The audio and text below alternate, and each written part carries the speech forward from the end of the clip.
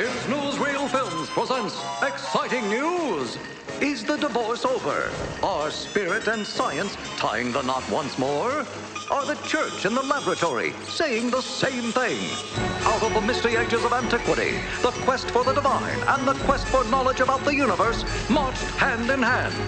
Ancient Sumer, there was a god of astronomy, a god of horticulture, a god of irrigation, and the temple priests were the scribes and technologists investigating these fields of knowledge.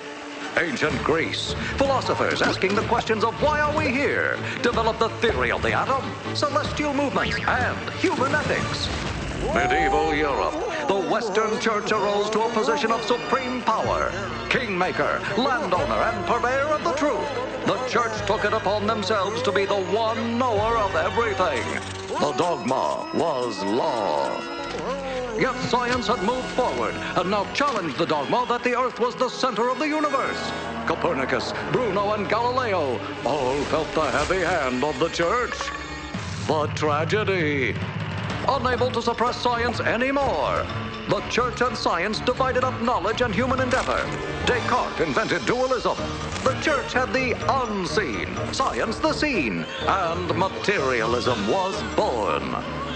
An uneasy truce. Scientists were no longer being bound, and they reacted with a vengeance. All the unseen is fantasy, delusion. We are strictly little machines running in a predictable machine universe governed by strict immutable laws. The Church pushed back. Soulless scientists were condemned to hell. Darwin countered.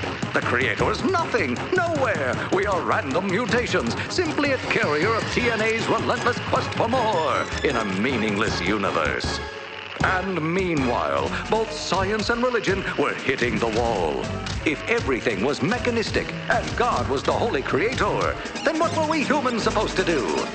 Science dug ever deeper into a dead universe and stumbled upon and unlocked a mystery. In tiny corners of space and time, scientists found unfathomable energy and mind-numbing mysteries. Mysteries that suggest we are all connected, that the physical universe is essentially non-physical. Time and space are just constructs of this non-materialness. And today, renegade scientists are meeting with religious leaders. Conferences pushing forward a meeting of science and spirit are springing up. As the 20th century blew open the doors of a mechanistic view, will the 21st century blow down the iron wall between the church and laboratory? This is your Is Newsreel reporter, signing off.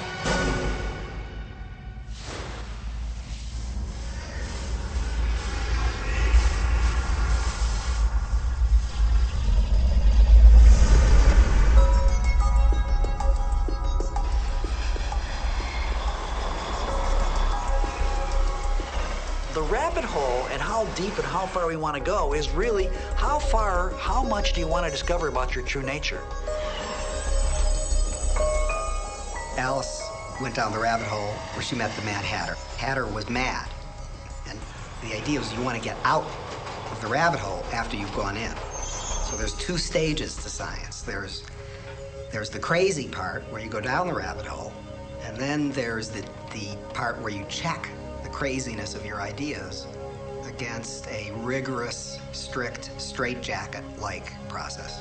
I think the interesting thing about science, the interesting thing about physics, is that it is a genuinely new and novel way of trying to come to grips with the world. I think the experimental method, which is important to physics, is a very different business from the method of revelation or the method of meditation or something like that. I don't think it's true that, for example, adherents of, say, Buddhism could imagine changing their beliefs based on the outcomes of some experiments people do with electrons. Why this apparent rift between the church and science, or between science and religion, emerged today, I think the roots of that are very deep, because it probably goes back to a conviction that some of the books of the scriptures, like the book of Genesis, which deals with the beginnings, is actually telling us about the origins of the world. Now, in fact, any biblical scholar will tell you, and this is not news, that the book of Genesis was never meant to be about the origins of the world. But many churchmen believed that in the book of Genesis you had actual sort of live news, like CNN, about the beginnings of creation. And therefore you had many people down through the ages, like the famous Archbishop James Ussher in Ireland in 1650, who calculated all the ages of the patriarchs back along and worked out to his own satisfaction that the creation of the world occurred in the year 4004 BC on the 17th of September at 9 o'clock in the morning. I think that there must be a scientific explanation for spirituality. I don't think there's been a good one until recently. To me, the only one that makes sense is that proto-consciousness, Platonic values, goodness, truth, exist at this fundamental level of space-time geometry, which can influence our actions if we're open to them. And interconnects us to all other beings, to the universe at large.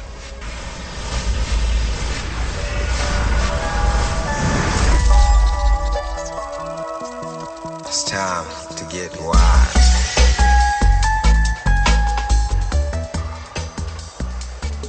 Science creates the stories that we live by. And science has told us a very bleak story. It's told us that we're some sort of genetic mistake, that we have genes that use us basically to move on to the next generation, and that we randomly mutate. It's said that we are outside of our universe, that we're alone, that we're separate, and that we're this sort of lonely mistake on a lonely planet in a lonely universe. And that informs our view of the world. It informs our view of ourselves. And we're now realizing that this view of separateness, is one of the most destructive things. It's the thing that creates all the problems in the world. It's time to get wise. And we're now realizing that that paradigm is wrong, that we aren't separate. We are all one. We're all together. At the very nethermost element of our being, we are connected. And so we're trying to understand and absorb what are the implications of that. What does this really mean to me in my life? We need a new spiritual milieu. We need a new spiritual way of understanding the nature of what it is to be a human being. Because the old ways, the old mythologies, the old monarchy, king, God, versus the old lawful scientist way of doing everything are dead. They need to be buried. We need a new realm, a new vision. And I think quantum physics, if anything, could help us get a step up in the right direction. I think the key aspect of the new paradigm, at least in medicine, which is my little piece, is that consciousness is real and has an impact. We have to go beyond our senses to create a new paradigm. It may very well be that what's going on inside of you, in your brain, in your nervous system, in your nature of observation, how memory works, how mind works, it may very well be that what is happening there is some kind of observer-matter interrelationship, which is indeed making things real for you, affecting how you perceive reality. It's not changing the reality out there. It's, you know, you're not changing big chairs and big trucks and bulldozers and rockets taking off. You're not changing those, no. But you're changing how you perceive things and maybe how you think about the things, how you feel about things, how you sense the world. The infinite information that the brain is processing every single second tells us that there's more to the world than we're perceiving. However, every single time we're immersed in an experience with our senses, seeing, smelling, tasting, feeling, as we're immersed centrally in our reality. We know nothing about reality, and all of our sense of so-called reality out there is filtered through our sense organs. The brain processes 400 billion bits of information a second, but we're only aware of 2,000 of those. That means that reality is happening in the brain all the time.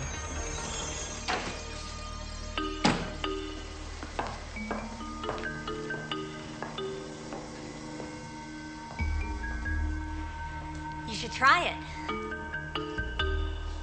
How do I know what I'm doing? I and the vase are one. Hey, might help your work too. I lived through my eyes.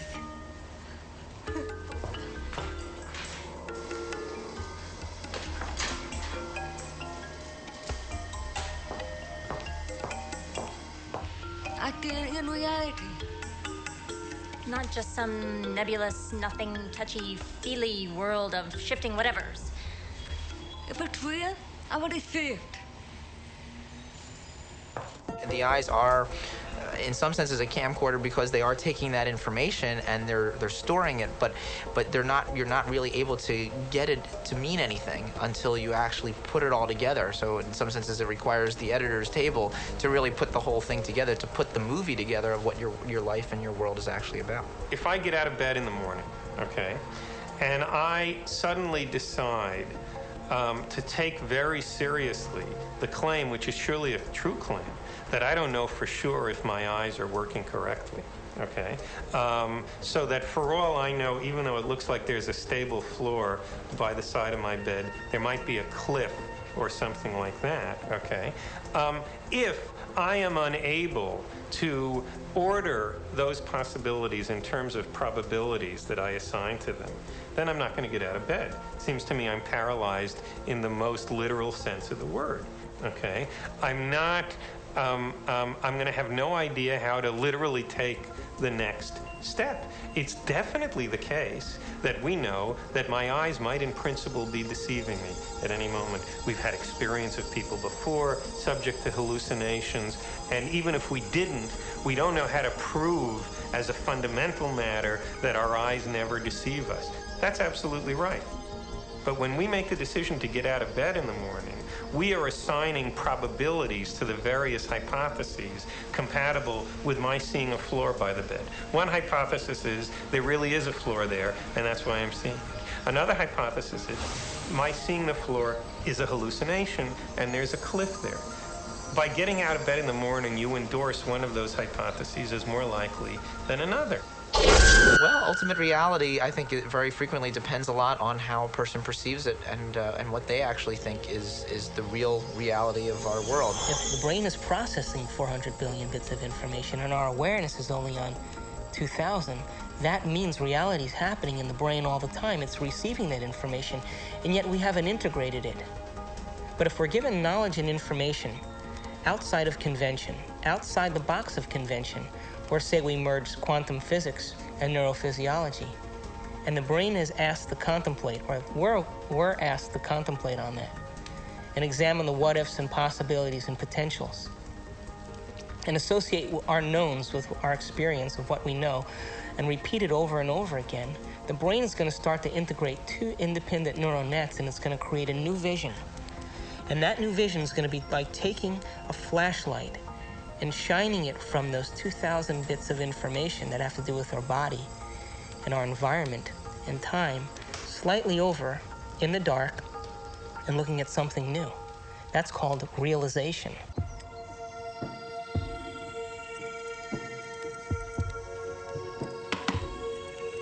You okay? I heard you scream earlier. Was it another dream?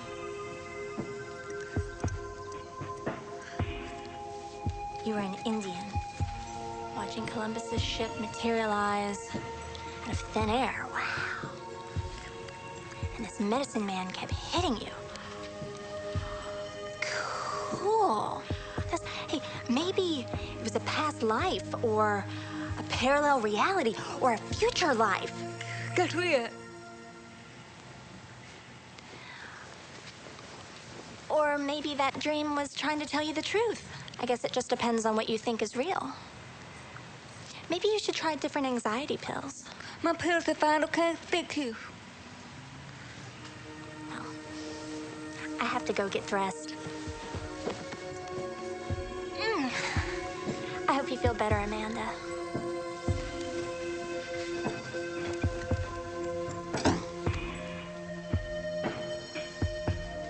God, Amanda.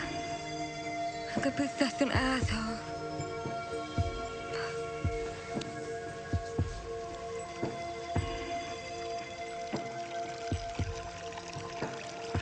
People ask me, why does quantum mechanics matter? given that it's little tiny stuff and who cares? There are three possible answers. From a practical point of view, it doesn't make any difference at all.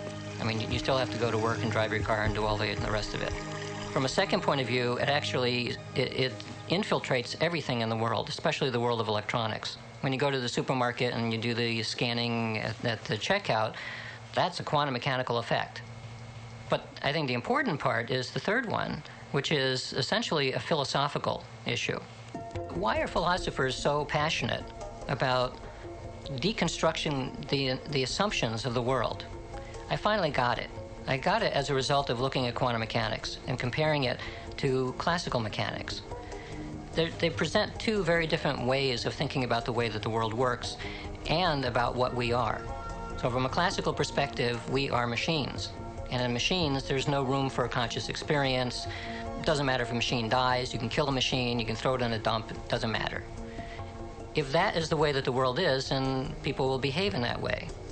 But there's another way of thinking about the world, which is suggested, it's pointed to by quantum mechanics, which suggested that the world is not this clockwork thing, but it's more like an organism.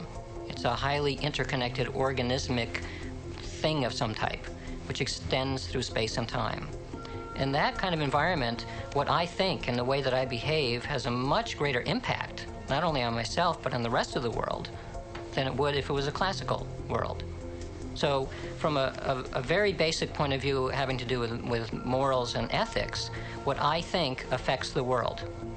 That's, I mean, in a sense, that's really the key for why a worldview change is important. Let's talk about the subatomic world, and then we'll talk about what it's telling us about reality. The first thing I want to tell you about the subatomic world is it's totally a fantasy created by mad physicists trying to figure out what the heck is going on when they do these little experiments.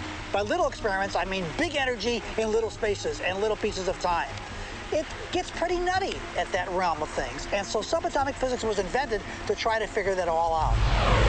We need a new science down there. It's called quantum physics, and it is subject to a whole range of debatable hypotheses, thoughts, feelings, intuitions as to what the heck is really going on. So on the one hand, you had a theory which from the conceptual standpoint was profoundly puzzling, and on the other hand, from the practical standpoint, was vastly more successful than anything we had ever seen before.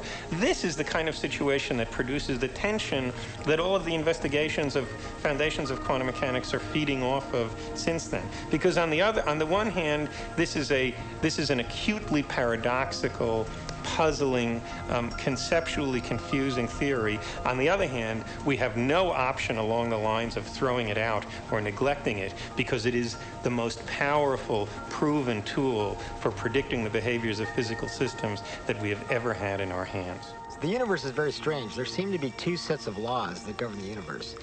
In our everyday classical world, meaning at roughly our size and time scales, things are described by Newton's laws of motion, set down hundreds and hundreds of years ago. And they work very well for billiard balls and cannonballs and gravity. However, when we get down to a small scale, when we get down to, say, the level of atoms, a different set of laws take over. These are the quantum laws, quantum theory, quantum mechanics. And at that level, particles may be in multiple places at the same time. They may behave as waves smeared out spatially and temporally. They may be interconnected over great distances. They may be unified into one quantum state, into one state, governed by one wave function. And the borderline, the threshold, this curtain between the quantum world and the classical world is really mysterious. It's called sometimes the collapse of the wave function, because in the quantum world, everything is in superposition of multiple possibilities, and in the classical world, these multiple possibilities seem to collapse to particular definite choices, so everything is in one particular place. Quantum mechanics is really the play and display of information, the play and display of potentiality, waves of information, waves of potential electron. And it's important, the word potential. This isn't the world of electrons, it's the world of potential electrons. But when you have to ask the question, waves of what, really? What is the field that is waving? Is it the ocean? No, it's a universal ocean, an ocean of pure potentiality, an ocean of abstract potential existence. We call it the unified field, or superstrength field. And that's what we're made of. Connectivity among all things is a basic constituent of the fabric of reality. It's very difficult to wrap your mind around that.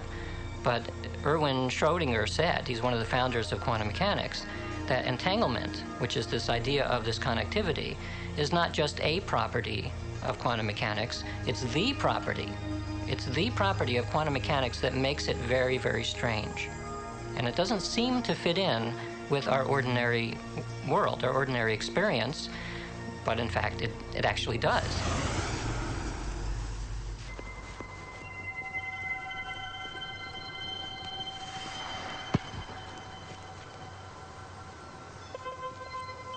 You want to shoot some hoops?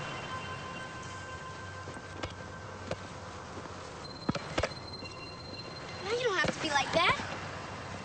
Come on and play. Look, he likes you.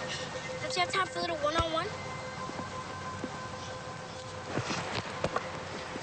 How long has it been since you played? Come on, you got the ball.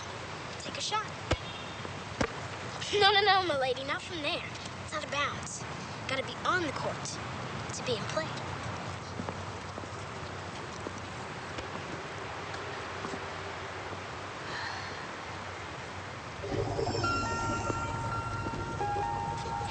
Welcome to Duke Reginald's court of unending possibilities.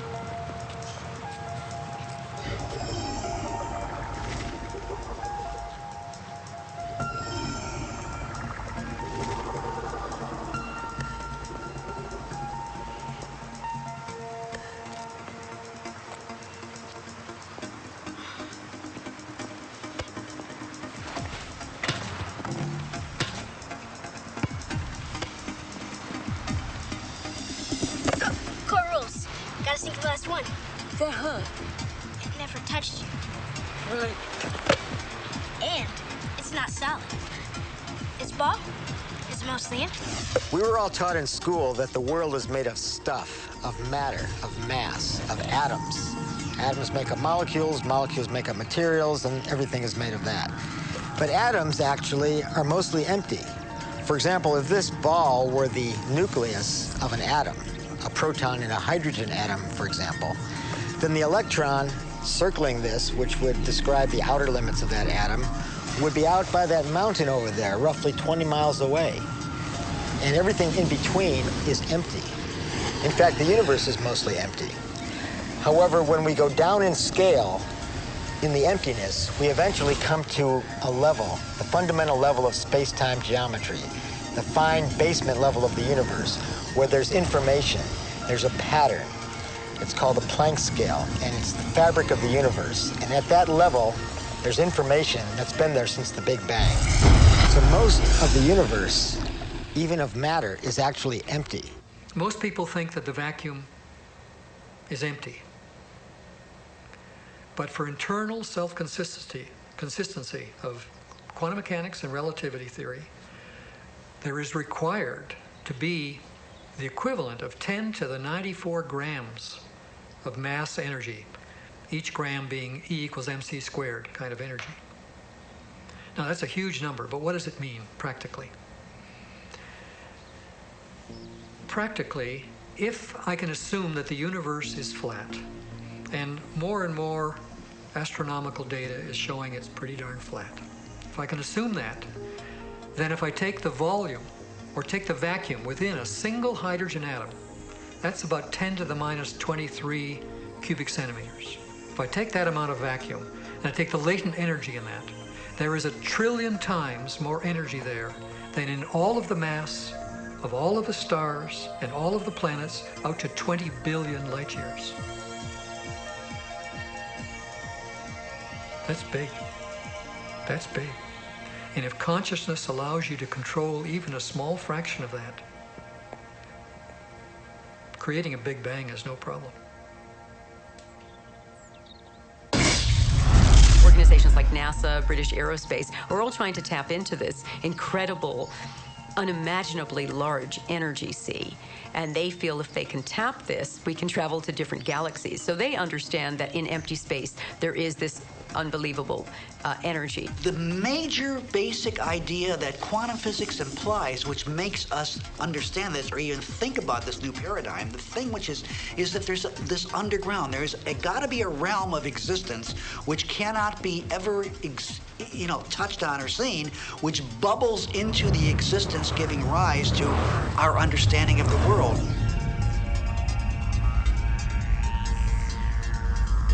The tighter physics have tried to grasp onto physical reality, to understand what it's really made of. What are the core building blocks of life? At the basis of it all, life, the universe, slips through your fingers.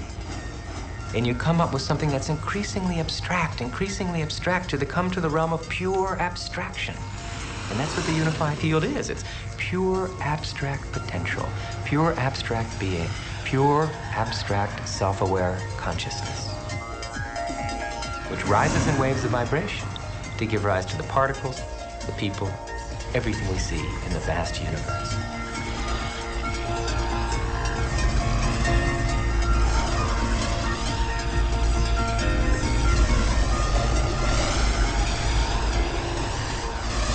What makes up things are not more things, but what makes up things are ideas, concepts, information. And like I said, it never touches.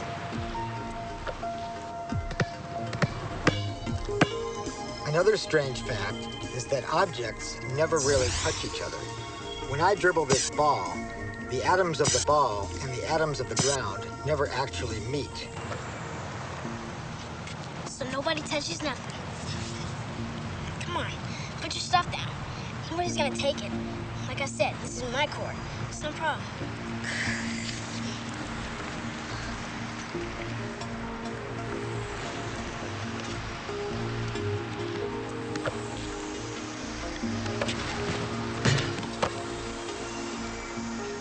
How long has it been?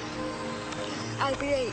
The first inkling in physics that we got that time ain't what it seemed to be came with relativity. That was the first inkling, that time was not absolute, it was not the absolute ruler of the universe, that God Almighty did not say 1 second, 1 second, 1 second, 1 second, 1 meter, 1 meter, 1 meter, you're in a gravitational field. Your head is actually moving at a slightly faster rate than your feet. The second law of thermodynamics says that things unwind and move forward, so that gives an arrow of time. But at the quantum world, in the micro world, the second law of thermodynamics doesn't seem to hold, and things can go backwards or be timeless. The fundamental equations of physics have a property which is referred to as time reversal symmetry.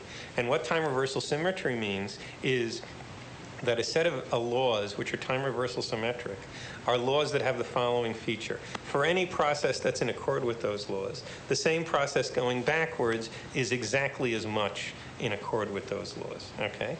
That ought to mean that that milk jumps out of coffee as often as it dissolves into it, that people get younger looking as often as they get older looking, that we have the same kind of access vis-a-vis knowledge to the future as we do to the past, that by acting now we ought to be able to influence the past just as much as we can influence the future. All of that is wrong. All of that comes into violent conflict with the way we psychologically experience the world. One of the most unpalatable ideas still, in spite of the fact that quantum physics has been around a long time, is the possibility or the notion that the future can have a causative effect on the present. We believe that the past can have a causative effect on the present. I hold the ball, I drop it, it falls. Cause, effect when it hits the ground. But could the ground be the cause of my dropping the ball in the first place? It's only in conscious experience that it seems that we move forward in time. In quantum theory, you can also go backwards in time, and there's some suggestion that processes in the brain related to consciousness project backwards in time.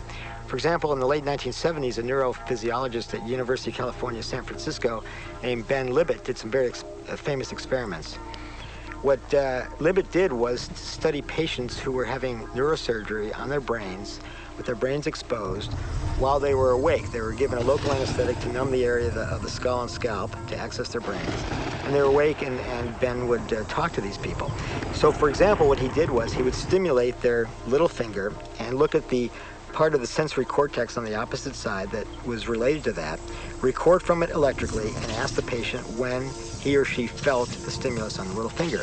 And he would also stimulate at that particular area of cortex. Now, what you would think would be that if you stimulate the little finger, it takes a finite period of time to get to the opposite side of the cortex, so the patient would report it a fraction of a second later after the stimulus. And when you stimulate it directly, the patient would report it immediately. He found just the opposite. When he stimulated the little finger, the patient felt it immediately, and when he stimulated directly in the cortex, there was a delay. After sorting through all the data and repeating this over and over, Libby came to the conclusion that somehow the brain was projecting information backwards in time, so that it did take a finite amount of time to get to the sensory cortex, but the brain projected it backwards in time so that the conscious perception was that the stimulus was felt when the pinch actually occurred. There have been some studies which have shown that when people are beginning to move a hand or beginning to say something, that there's actually activity in the brain in certain nerve cells of the brain, even before they become consciously aware of what they're trying to do. I know it seems to me that I often do things and then decide a fraction of a second later what to do, but I've already done them. I agree. You can always go back in time.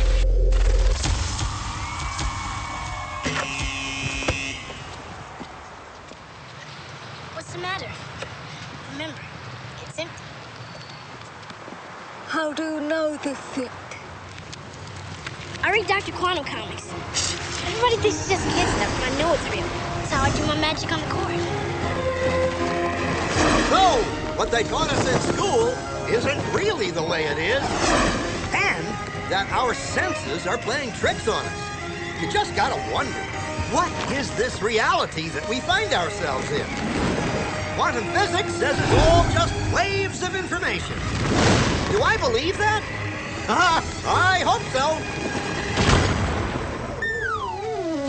Yikes! That's how I do my magic on the court. Yeah, I always choose the Wonder Boy first. Well, Dr. Quantum says everybody's got it. Everybody's doing it constantly, each and every time you look. And here we are, the granddaddy of all quantum weirdness, the infamous double slit experiment. To understand this experiment, we first need to see how particles, or little balls of matter, act. If we randomly shoot a small object, say a marble, at the screen, we see a pattern on the back wall where they went through the slit and hit. Now, if we add a second slit, we would expect to see a second band duplicated to the right. Now, let's look at waves. The waves hit the slit and radiate out, striking the back wall with the most intensity directly in line with the slit. The line of brightness on the back screen shows that intensity. This is similar to the line the marbles make. But when we add the second slit, something different happens. If the top of one wave meets the bottom of another wave, they cancel each other out. So now, there is an interference pattern on the back wall.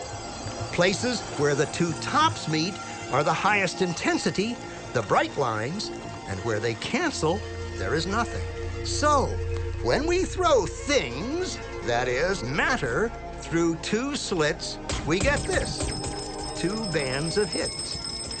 And with waves, we get an interference pattern of many bands. Good so far. Now, let's go quantum.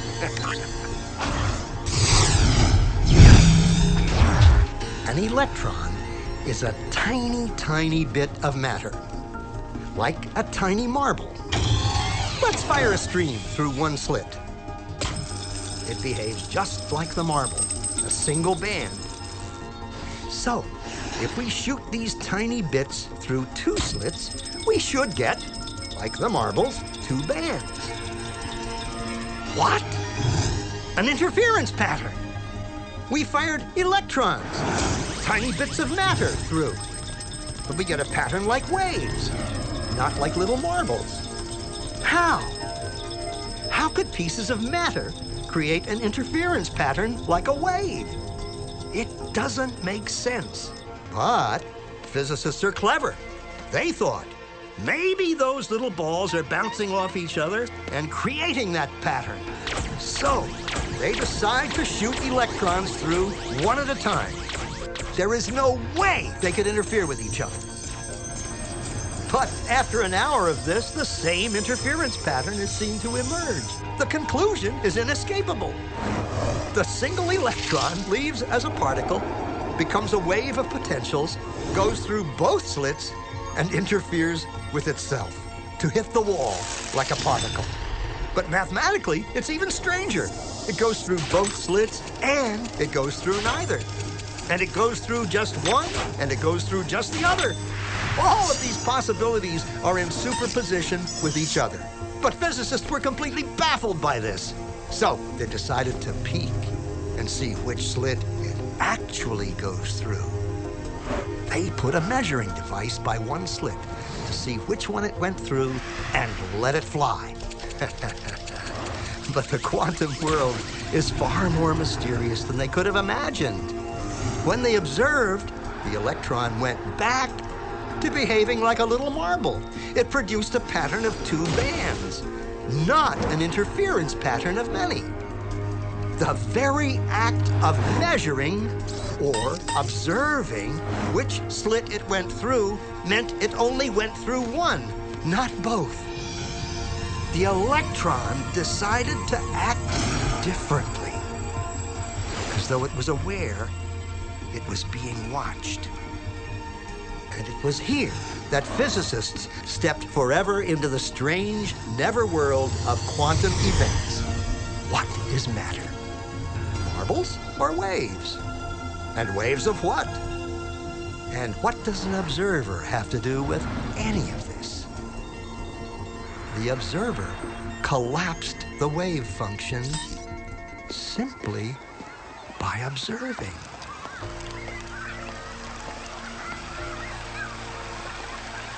We are always the observer. But sometimes we identify with the event so much so that we even lose the aspect of the observer. That's why the materialist gets totally lost and thinks that we could do without the observer. The physics data tells us that, that an object itself is really a simplification for what we call out there. One is particularly when we're looking at atomic and subatomic particles or atomic and subatomic matter in any form.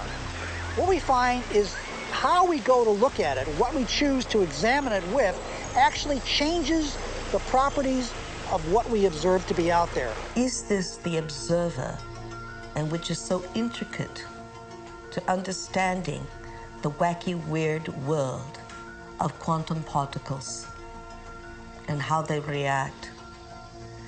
Is this, then, the observer?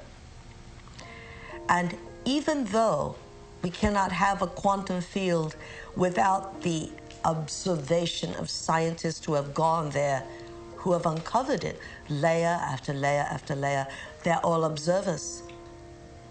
But not one of them agree conclusively on all points in the field, because they are perceiving the field mathematically from different angles of perception.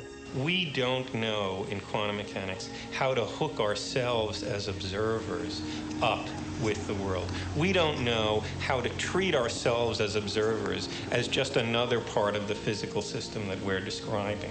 The only way we know how to do quantum mechanics as it's traditionally formulated is to keep the observer outside of the system you're describing. The minute you put him in, you get all these paradoxes. And we're forced to say things in quantum mechanics like, look, the book is doing what it's doing because of quantum mechanics, and I see that because I'm there and I see it, and you better not try to analyze that second part part of the sentence in terms of applying quantum mechanics to it because it's going to break down. That's why there are these two separate laws of the evolutions of physical systems. One that applies when you're not looking at them, the other that applies when you are. But that's crazy. There's no way that we're ever going to mathematize or put into mathematical formula this very act in which a conscious observer comes up with the answer. People say, oh, the measuring instruments, the recorder records it, and there it is. It's on the tape. It's recorded. You forgot one part of the equation. Somebody has to look at the tape. And until somebody looks at the tape, it ain't recorded at all. When you are not looking, there are waves of possibility. When you are looking, then there are particles of experience. A particle, which we think of as a solid thing, really exists in a so-called superposition, a spread out wave of possible locations. And it's in all of those at once. The instant you check on it, it snaps into just one of those possible positions. It's easy to generate situations where the equations of motion will predict that, say, the wave function, the psi of a certain basketball, is uniformly distributed all over the basketball court. We don't have any idea what a state like that would look like. According to the law of quantum mechanics, that's supposed to be a state in which it fails to make any sense even to ask the question, where is the basketball? That is, according to the law of quantum mechanics, asking the question, where is a basketball whose psi is uniformly distributed over a whole basketball court, is the logical equivalent of asking about, say, the marital status of the number 5. Okay? It's not that you don't know the answer, you don't happen to know whether the number 5 is married or a bachelor.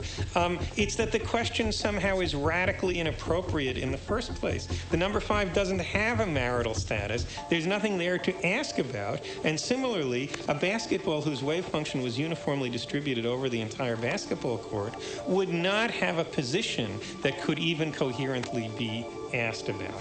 Now, the crux of the measurement problem is precisely that, although the Schrodinger equation predicts under certain circumstances, circumstances which we basically know how to reproduce in the laboratory, that basketballs should go into states like that, states where there fails to be any intelligible fact, any sensible question even about where they are. And yet, when we go look at the basketball court in situations like that, we invariably see either a basketball over here or a basketball over there or a basketball over there.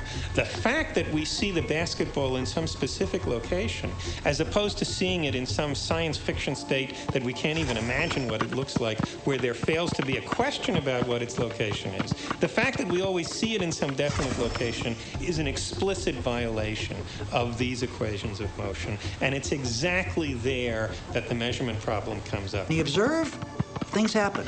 When you don't, they don't. Superheroes use superposition, with the world being potential strips of reality, until we choose. Heroes choose what they want, being in many places at once, experiencing many possibilities all at once, and then collapsing on the one. The question is, how far down the rabbit hole do you want to go?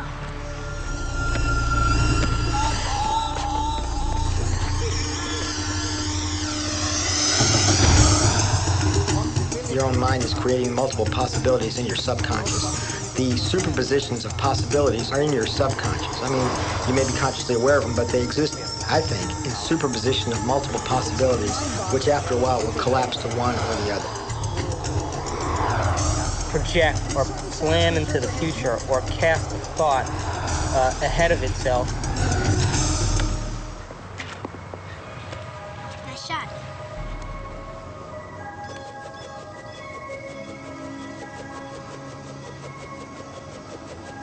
But the great-great-granddaddy of wacky quantum weirdness is entanglement. If time reversal symmetry destroys the notion of time, then entanglement crushes our experience of space. Two objects, two electrons created together, are entangled. Send one to the other side of the universe. Now, do something to one, and the other responds instantly. Instantly. So, Either information is traveling infinitely fast, or, in reality, they are still connected. They are entangled. And since everything was entangled at the moment of the Big Bang, that means everything is still touching. Space is just the construct that gives the illusion that there are separate objects. Are we far enough down the rabbit hole yet?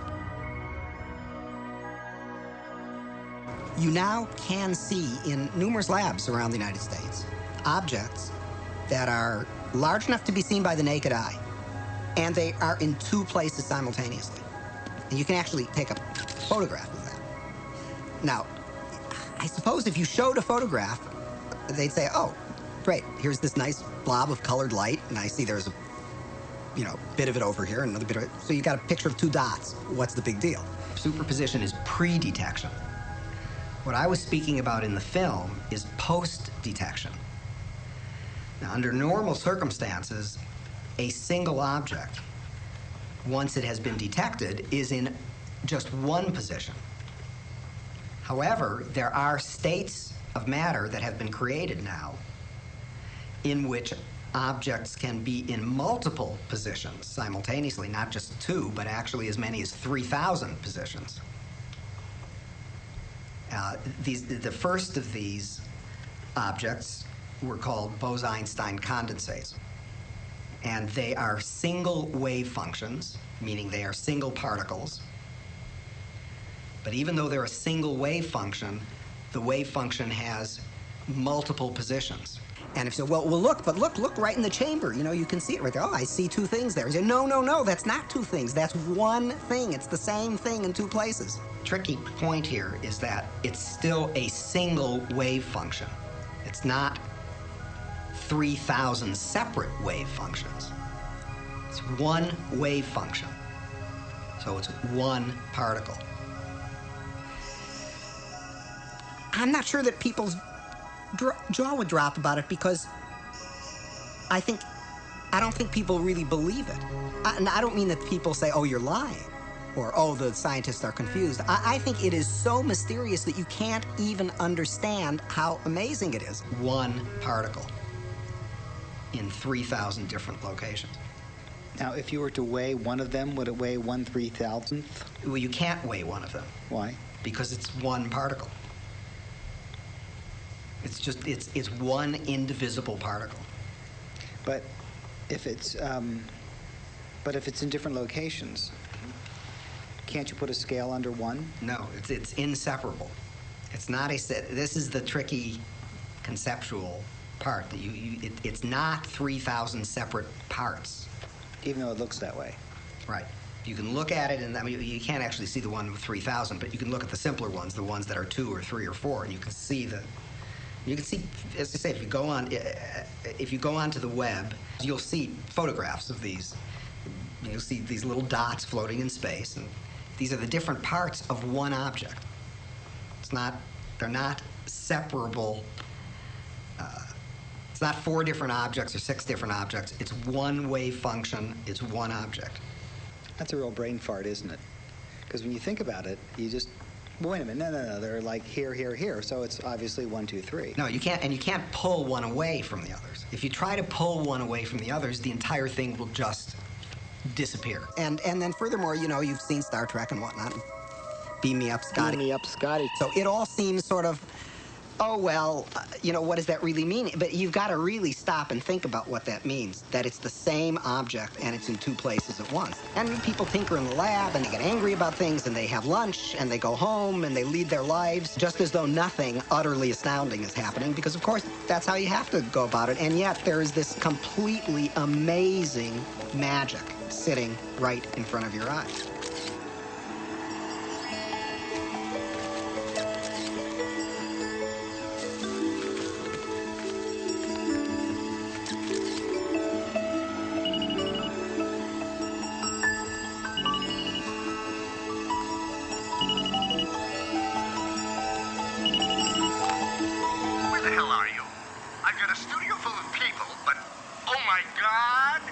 There's no photography.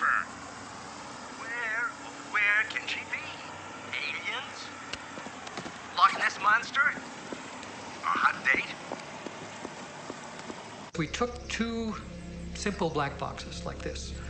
Inside is a very simple electric circuit with a few diodes, oscillator, EEPROM, some resistors and capacitors. Basically, that's it. We wrap one in aluminum foil. We put it in an electrically grounded Faraday cage. The other we set on a tabletop around which four very well qualified meditators, highly inner self-managed individuals sit. And they go into a deep meditative state. They cleanse the environment. They make it essentially a sacred space using their mind cleansing procedures and their intentions. And then one of the four speaks the specific intention for this device. The intention is to influence a particular target experiment. Might be to increase the pH of purified water by 1 full pH unit, or to decrease the pH by 1 full pH unit.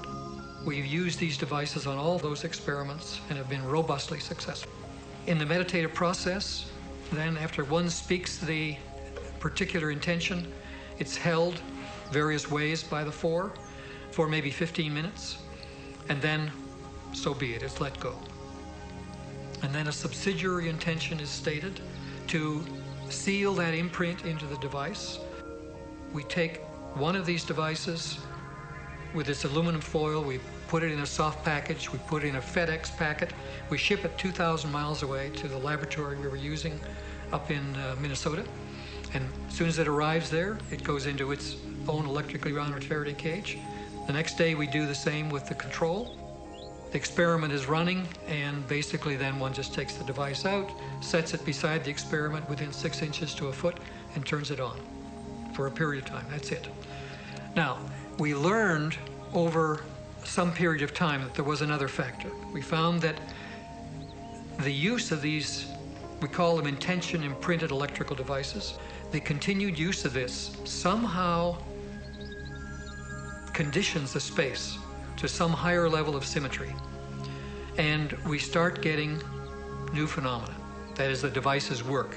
That is, the pH, which is normal, starts rising 1 full pH unit, if that was the imprint, or starts dropping. If you go 1 full pH unit or beyond, you're dead. I mean, that's what it means to a human.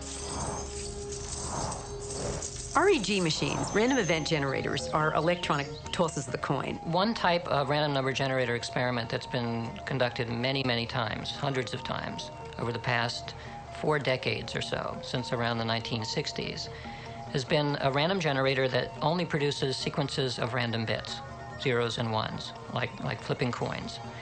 And you would simply ask somebody to press a button, it would produce 200 bits. And you would ask them to say, well, try to make it produce more 1 bits than 0 bits. And when you take the entire body of literature, all of the hundreds of experiments that have been done, you can ask a single question. Did it matter that people were trying to push it towards ones or push it towards zeros? And the overall answer is yes, it does matter. That somehow intention is correlated with the operation, with the output of these random number generators, such that if you wish for more ones, somehow the generators produce more ones. So when they talk about in quantum physics being a completely arbitrary and random process, what they're not accounting for is the extraordinary effect of human thought, of human intention. When the O.J. Simpson trial was going on, lots of people are watching television because of the courtroom drama that was unfolding. And Radin intuited that there must be a lot of intention going on at the time when the courtroom drama is strong. So he hired a bunch of psychologists who kept track of the courtroom drama. At the same time, Radin was studying the behavior of random number generators. But then Radin found that whenever the intentions were strong in the courtroom, that's when the deviation of these random number generators from randomness becomes very high. This leads naturally to wonder, are people affecting the world of reality that they see? You betcha they are. Every single one of us affects the reality that we see, even if we try to hide from that and play victim. We all are doing it. Just tell me where you are. Okay, good. But hurry, will you please, because these models are giving me a headache. 10 minutes.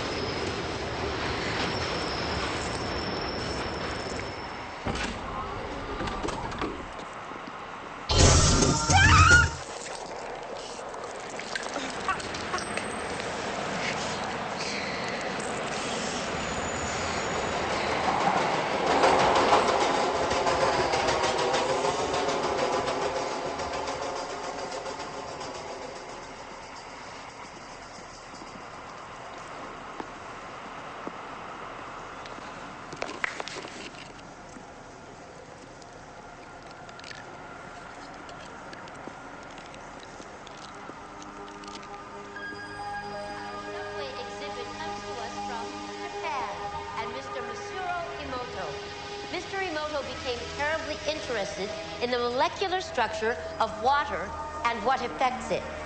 Now, water is the most receptive of the 4 elements.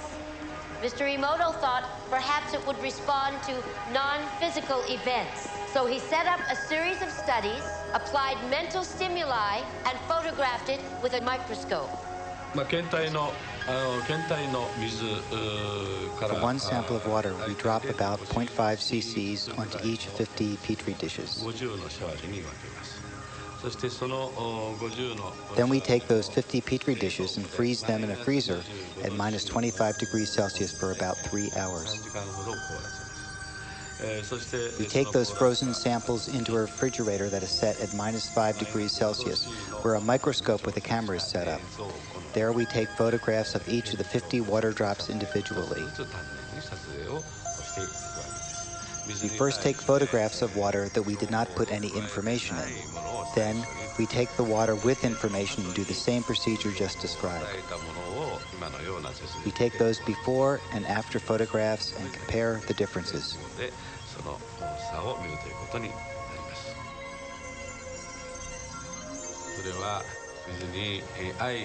When we projected the feeling of love and thanks to water, it made the most beautiful crystal. Times like this, I think water is at peace. This first picture is a picture of water from the Fujiwara Dam. And this picture is the same water after receiving a blessing from a Zen Buddhist monk. Now, in this next series of pictures, Mr. Emoto printed out words, taped them to bottles of distilled water, and let them out overnight. This first photograph is a picture of the pure distilled water, just the essence of itself. These subsequent photographs, as you can see, are each different. This is the chi of love. And we move along here to thank you. And you can see where he taped that to this bottle here. But if you read Japanese, you already knew that.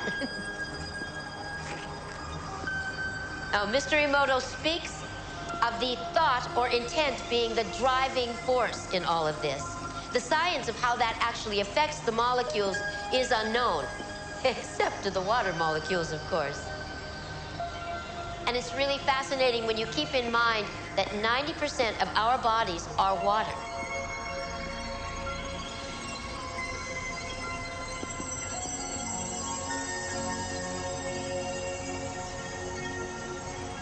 Makes you wonder, doesn't it?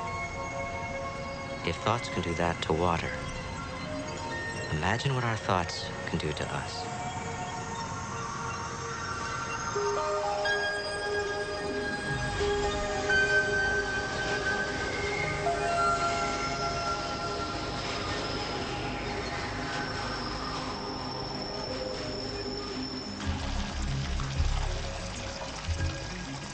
One of the most interesting experiments with random event generators occurred when it was really out of time.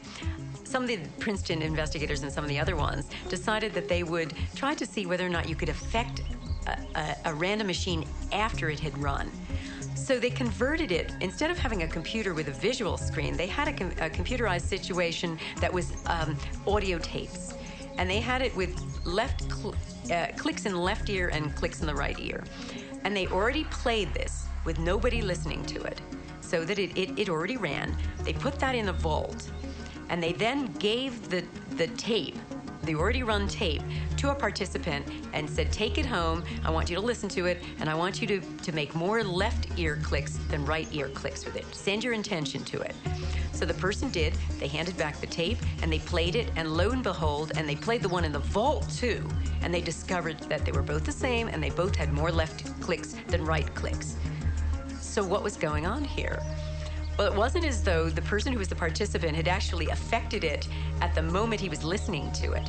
His thoughts and his attention had moved back down the timeline and affected it at the moment it was generated. Most people don't affect reality in a consistent, substantial way because they don't believe they can. Whatever way we observe the world around us is what comes back to us. And the reason why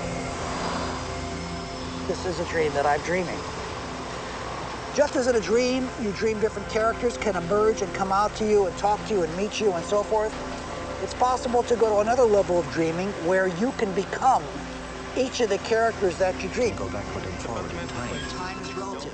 It goes backwards in time, and forward in time to bring in quantum information. Time reversal symmetry. Of course, we can go backward and forward in time. Generators occurred Are when it was all realities in the quantum field existing simultaneously? The actual event was experienced. There literally are different worlds in which we live. There's the macroscopic world that we see. There's the world of our cells. There's the world of our atoms. The world of our nuclei. These are each totally different worlds. They have their own language. They have their own mathematics. They're not just smaller.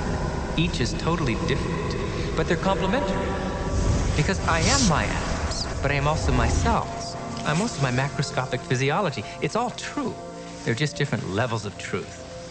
The deepest level of truth uncovered by science and by philosophy is the fundamental truth of unity.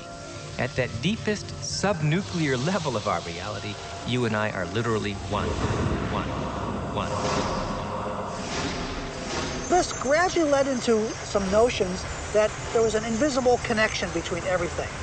Physicists give this a name. They call it entanglement. As Einstein put it, he didn't believe that quantum mechanics could be true because it required that there be spooky action at a distance. That was his term. And what he meant is that when we have our ordinary sense of the way that the fabric of reality is, it seems like these two places are absolutely in space, they're separate, and never the twain shall meet. But in fact, it's not true. At some deeper level that we can't see with our eyes very clearly, two places in space are the same. They are co-located, coexisting. So if we imagine that common sense, the way common sense literally meaning that your senses tell you about the world, if that's the way the world is actually constructed, then things like psychic and mystical experience don't make any sense at all. Because the whole point about psychic and mystical experience that makes them strange is the sense that there's some kind of connection between what's going on inside your head and things elsewhere in space and in time. So what this view of quantum mechanics provides is a way of framing what these strange experiences are like. And it reframes it from somehow magically information is getting inside my head from signals or forces or something into a different view, which is that in a sense your head, yes, is here, but it's also spread out through space and time. And so when I'm able to get a telepathic impression from somebody at a distance, it's not because I somehow jumped out there and got it, but because at some deep level, my head and the other person's head are co-located. We become entitled all the time when we communicate telepathically. Those experiences are so striking. I literally can read your thoughts if I become entangled with you. And such things happen. There are distant viewing experiments. There are even experiments now that you are seeing light flashes and your brain potential picks up the signature of those light flashes, what is called evoke potential, that can be measured in an EEG machine connected to your brain. And I am sitting over there, no light flashes, I cannot see you, and still my brain potentials, because I am correlated with you in terms of intention, I intend to be directly communicative with your experiences. That intention produces me, gives me the capability of simultaneously having the similar brain potential in my brain. It was first done by Jacobo Greenberg at the University of Mexico and now repeated by Peter Fenwick in London. The day should be the sunrise. It should be the beginning of great thought. I wake up in the morning and I consciously create my day the way I want it to happen. Now sometimes, because my mind is examining all the things that I need to get done, it takes me a little bit to settle down and get to the point of where I'm actually intentionally creating my day. But here's the thing, when I create my day, and out of nowhere, little things happen that are so unexplainable,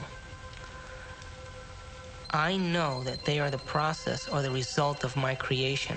And the more I do that, the more I build a neural net in my brain that I accept that that's possible. gives me the power and the incentive to do it the next day. And we all create our own realities. And we do that because we are the observer. We are each the own observer of our own reality. And each of our individual consciousnesses creates our own individual reality in the most amazing way. My son, Evan, the physicist, says, you know, it's an additive thing. I mean, if I'm holding one reality and someone else is holding another reality. I mean, it's the Super Bowl this afternoon. And the reality that the Eagles are holding is a different reality than what the Patriots are holding. And only one of those realities are going to be the real reality. So there's some additive, and there are interference patterns. Well, I think if we keep quantum physics and the understanding very simple for the layperson, that our observation has a direct effect on our world. I think if we keep it very simple, then people can get about the business of beginning to practice the skill of observation. See, the subatomic world responds to our observation, but the average person loses their attention span every 6 to 10 seconds per minute. So that doesn't leave a lot of room for our attention span. So how can the very large respond to someone who doesn't have the ability to even focus and concentrate? Maybe we're just poor observers. Maybe we haven't mastered the skill of observation, and maybe it is a skill. And maybe we're so addicted to the external world and so addicted to the stimulus and response to the external world that the brain is beginning to work out of response instead of out of creation. If we're given the proper knowledge and the proper understanding and given the proper instruction, we should begin to see measurable feedback in our life. If you make the effort to sit down and design a new life, and you make it the most important thing, and you spend time every day feeding it like a gardener feeds a seed, you will produce fruit. We are running the holodeck. We are collectively, it's there, it has such flexibility that anything you can imagine it will create. And you learn, I mean, your intention causes this thing to materialize once you're conscious enough. Yes, so what is consciousness? What is consciousness? Well, consciousness is a very difficult thing to define. What is consciousness? Where does it come from? People have been trying to explain consciousness and try to figure out what exactly it is, what it means for us as human beings, why we even have it. On a simple way of defining it is it has to do with awareness, and in particular it has to do with awareness of the self. That's at least how we as human beings have self-consciousness, so that when we look in a mirror we recognize that it's ourselves that we're looking at and not some other person or some other animal. And do you think science will understand that better than having to handle a hot potato called consciousness that has so much cultish religion, backwater voodoo attached to it? Consciousness has been left out of the equations of physics in general, as well as quantum physics, for a very simple reason. It's easier to do things that way.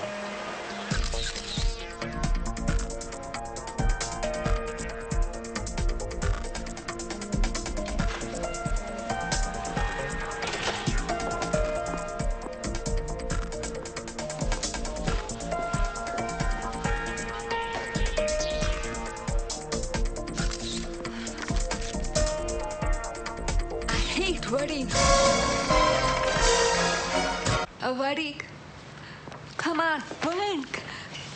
This is a good assignment, if you'd see it that way. What to see? I do. They did. Oh, God, Amanda. I mean, you live in your past. I mean, everything with you is about what happened. You hate churches, you hate weddings, you hate guys. Consciousness, we have great trouble defining it. To me, consciousness is a byproduct of spirit entering dense matter. But we have a long, long way to grow before we get to the stage where it is meaningful for us to ask the question, will we know God? Most people think of God as that great figure in the sky with the white beard who's scrutinizing the human race from above.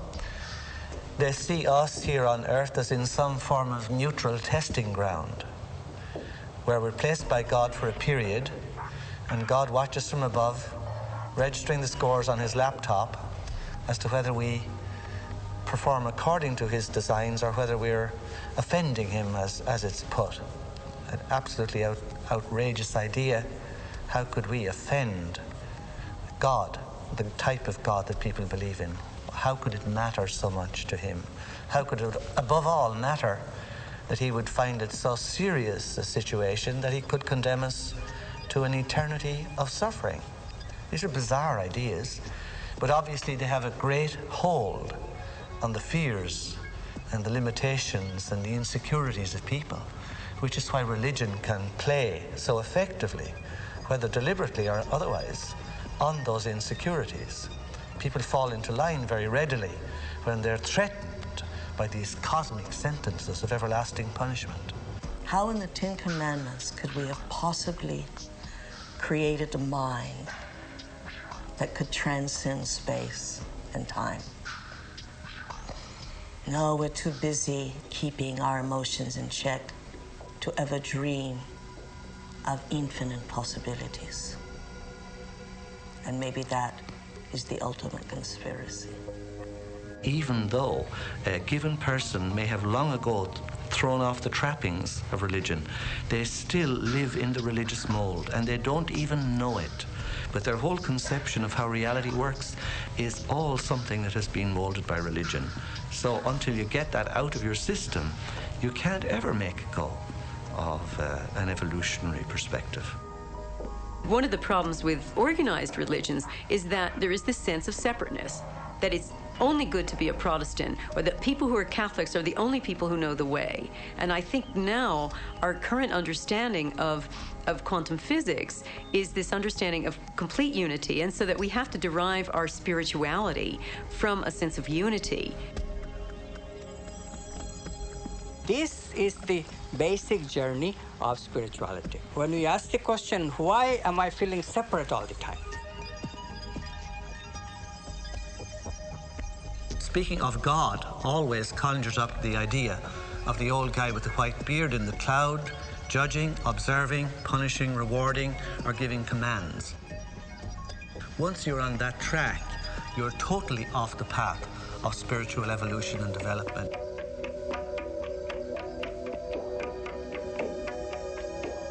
The great appeal of all to people who don't want to grow up, but want the great parent in the skies looking after them, is to ask Jesus to do it for me. If only I place my trust in Jesus, he will save me from my sins and look after me, and all will be well. Well, Jesus cannot eat my lunch for me, and Jesus cannot be born for me, and neither can Jesus save me. Because what we're talking about in this, in real terms, is not being saved by anyone, God or otherwise. We are talking about a personal evolution. The only reason that there is an addiction to religion is some way out of a mistake. Does that diminish the greatness of God? No. It actually opens the corral and lets God be eternal, absolute. The law that is given to us is the same laws given to those people on Sirius. It's given to us by the people in the Rose universe or the I universe. You know, and your Hubble telescope has finally seen galaxies of immeasurable beauty, that in our heart and in our mind we long to engage. It's exciting to meet beings of greater mind or lesser mind. And where does it end? It doesn't end. It doesn't end. We do not want to accept responsibility. We do not want to accept our greatness. So it's very easy for any system of thought, religious or otherwise, that comes along, it's very easy to play on that, to play on our insecurities, to assure us all is well, we'll all be taken care of. We lap that up. So don't blame religion. Blame our own insecurities, which has allowed religion to flourish, and which has allowed so many systems of thought that are disempowering to flourish throughout human history. That's why we can't get out of it.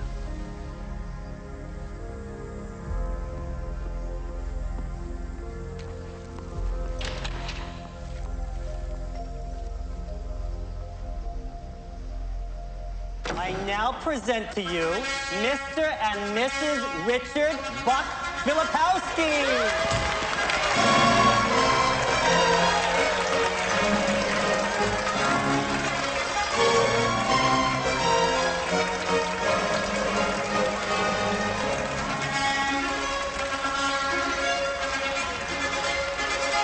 Experiencing something in the present day that is a trigger to something that is very emotionally charged for us. So now we have become even more disconnected from the reality of what actually is.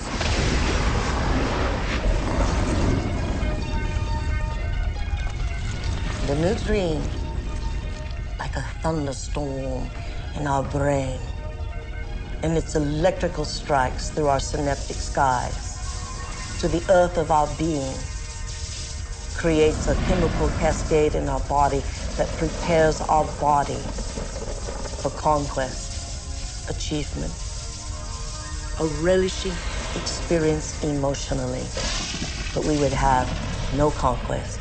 Indeed, we would have no relishment if we had not first had that hologram and those chemicals that made us, or rather changed us, from being fearful entities into fearless entities after a dream.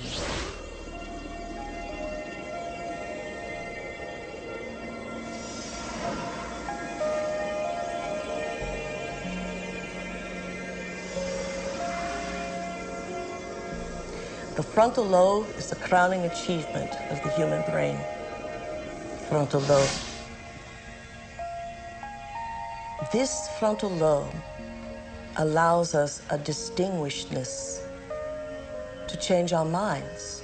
Through the workings of the nervous system and the particular way that it implements quantum effects. Very distinct, specific way, not general, not fuzzy, not imprecise. That it absolutely does open the door for free will being a possibility that does not violate modern scientific tenets, and that's consistent to a certain extent with people's subjective impression that we do have free will. What separates us from all other species is the ratio of our frontal lobe to the rest of the brain. The frontal lobe is an area of the brain that's responsible for firm intention, for decision making, for regulating behavior, for inspiration. It is the seat of what causes us to take information from our environment and process it and store it in our brain to make decisions or choices that are different than the decisions and choices that we've made in the past. The brain is made up of tiny nerve cells called neurons. These neurons have tiny branches that reach out and connect to other neurons to form a neural net. Each place where they connect is integrated into a thought or a memory. Now, the brain builds up all its concepts by the law of associative memory. For example, ideas, thoughts, and feelings are all constructed and interconnected in this neural net, and all have a possible relationship with one another. The concept and the feeling of love, for instance, is stored in this vast neural net.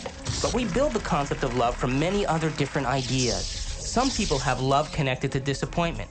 When they think about love, they experience the memory of pain, sorrow, anger, and even rage. Rage may be linked to hurt, which may be linked to a specific person, which then is connected back to love.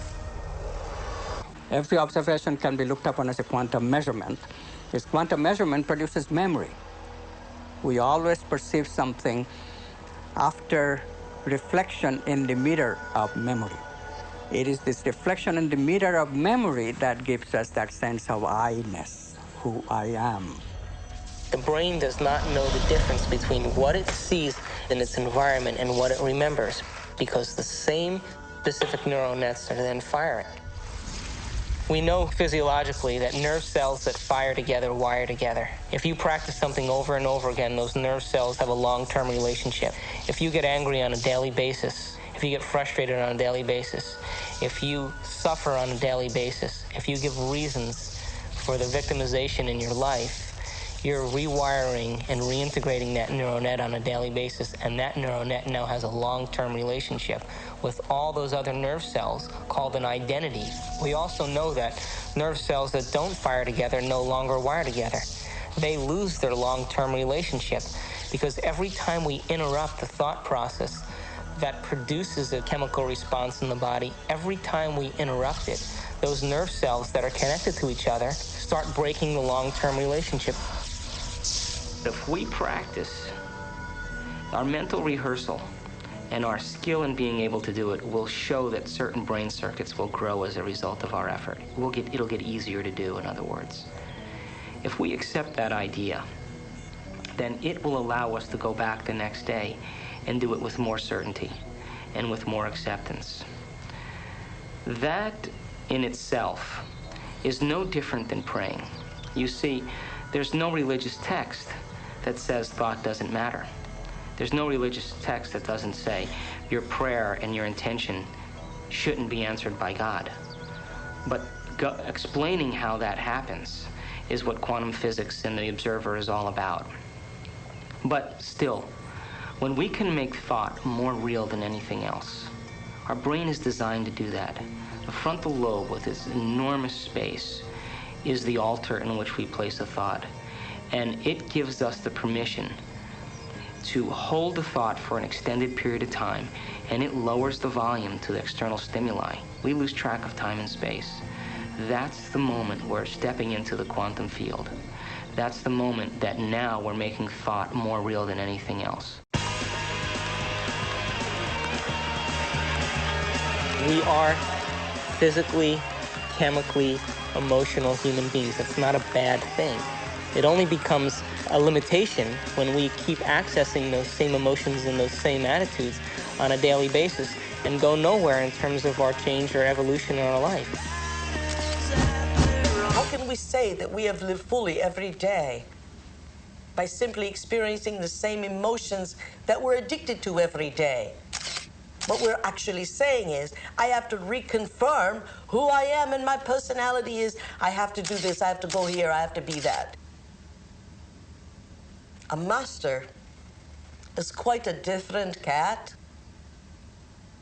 It is one that sees the day as an opportunity in time to create avenues of reality and emotions that are unborn, of realities that are unborn, that the day becomes a fertilization of infinite tomorrows. There's a part of the brain called the hypothalamus. The hypothalamus is like a little mini factory, and it is a place that assembles certain chemicals that match certain emotions that we experience. Those particular chemicals are called peptides. They're small chain amino acid sequences. The body's basically a carbon unit that makes about 20 different amino acids all together to formulate its physical structure. In the hypothalamus, we take small chain proteins called peptides, and we assemble them into certain neuropeptides or neurohormones that match the emotional states that we experience on a daily basis. So there's chemicals for anger, and there's chemicals for sadness, and there's chemicals for victimization. There's chemicals for lust. There's a chemical that matches every emotional state that we experience. And the moment that we experience that emotional state in our body or in our brain, that hypothalamus will immediately assemble the peptide that then releases it through the pituitary into the bloodstream. The moment it makes it into the bloodstream, it finds its way to different centers or different parts of the body.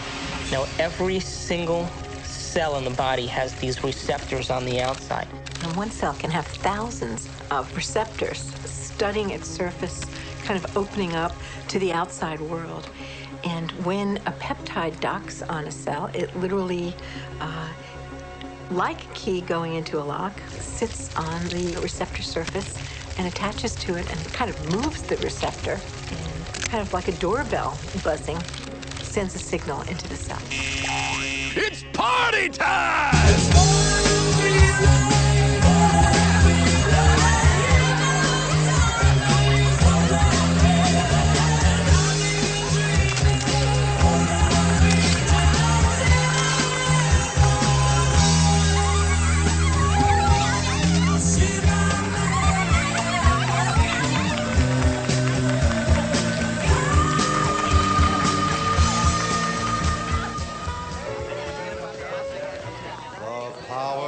What happens in adulthood is that most of us who've had our glitches along the way are operating in an emotionally detached place, or we're operating as if today were yesterday.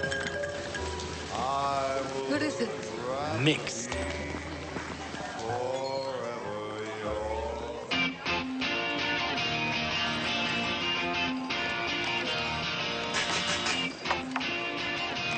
Change in itself means then that we have to abandon our old self.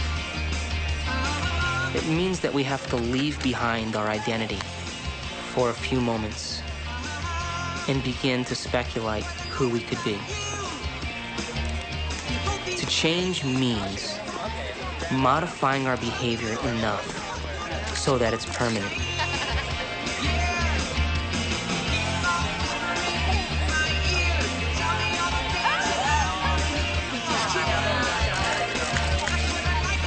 Our experiences color what we know. So there is no completely objective appraisal of anything, because our appraisal of everything has to do with our previous experiences and our emotions.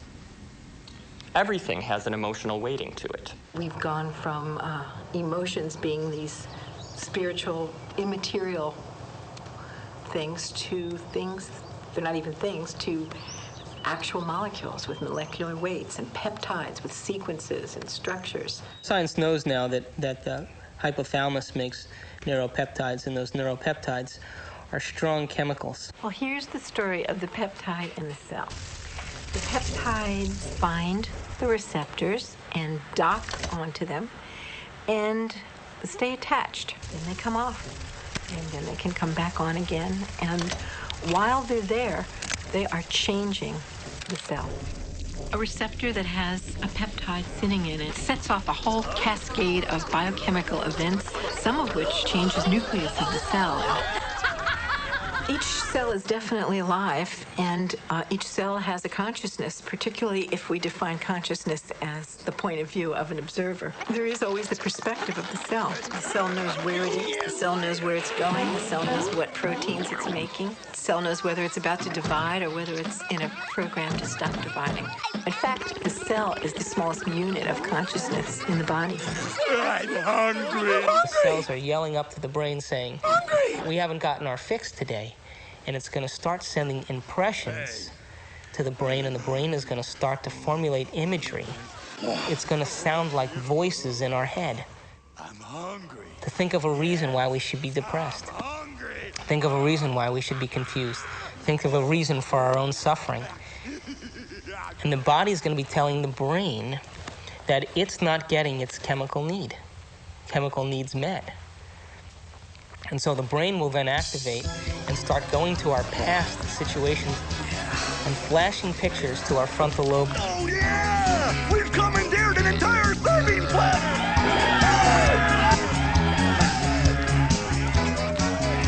Yeah! Keep it coming! Keep it coming! Oh yeah! Well, my definition of an addiction is something really simple. Something that you can't stop. We bring to ourselves situations that will fulfill the biochemical craving of the cells of our body by creating situations that meet our chemical need. It always happens to me. Why? So my definition really means that if you can't control your emotional state, you must be addicted to it. The people that we really love are people who are willing to share our emotional needs, our feelings, whatever they are. Whether they're sexual, whether they are victimized, poor me, poor you, whether they are power, you need somebody to control you so you feel like you're in control. No, ma'am, don't dip your half-eaten shrimp back into the cocktail sauce. Screw you and your health coach. I am the bride's sister. I'll stick my ass in the cocktail sauce if I damn well please. Come on. I want you to get out there and serve, make sure everybody has a full glass. Fun. You won't do anything about it. Me show you what women want.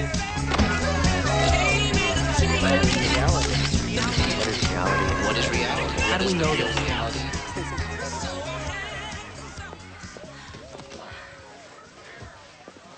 They have taken laboratory animals and they've hooked up electrodes in certain parts of their brain that produce those neuropeptides. And those neuropeptides are such strong chemicals that, given the fact that they train the laboratory animal to press a lever to get that chemical release, that neuropeptide release, it would choose the neuropeptide release more than hunger, more than sex, more than thirst, more than sleep. As a matter of fact, it went to the point of physical exhaustion and collapsed before it would take care of itself physically. And that's really what stress does to our body. We become so addicted to the stress in our lives that we can't quit our job, even though it doesn't serve us. We can't leave our relationship because it doesn't serve us. We can't make choices because the stimulus and the responses produce the chemistry that clouds our choices, and we're no different than the dog who lacks its ability to make choices because of its smaller frontal lobe. So how can anyone really say they're in love with a specific person, for example? They're only in love with the anticipation of the emotions they're addicted to. Because the same person could fall out of favor the next week by not complying.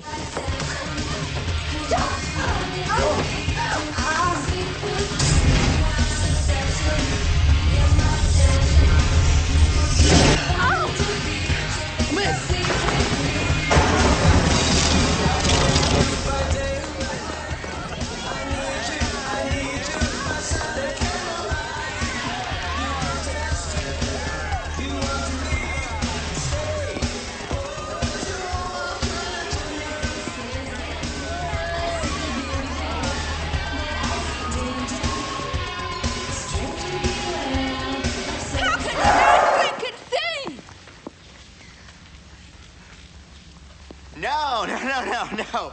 You got the punchline wrong. It's a photographer's joke. Go on about your music. Are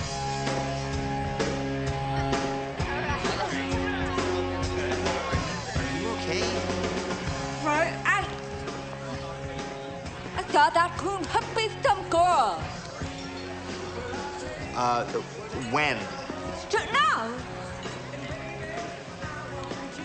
I was with the groom. Hey, I can read it.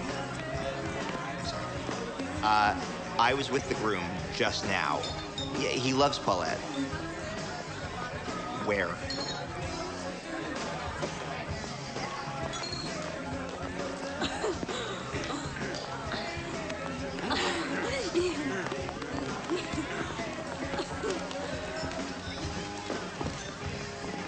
Polacks, they all look the same in a tux. Everybody secretly is an adventurer. Everybody loves the adventure. It's just taking that first step. And once they have the moment of insight, that moment of insight carries frequency. It carries a message. The cells of the body are enlivened by possibility.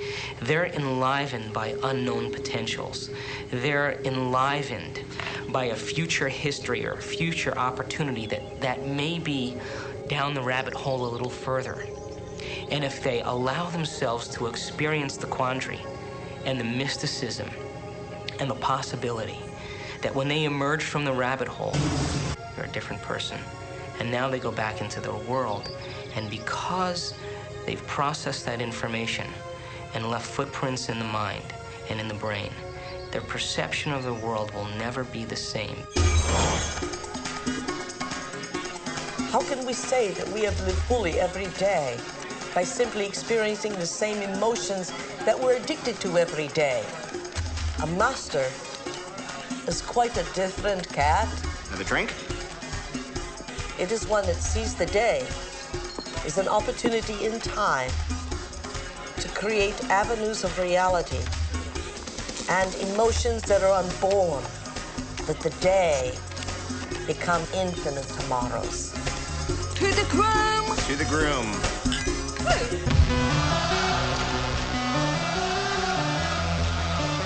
What's up, guys? What's up, man? Hello. What do we need? Some boxes. Put out. Yeah,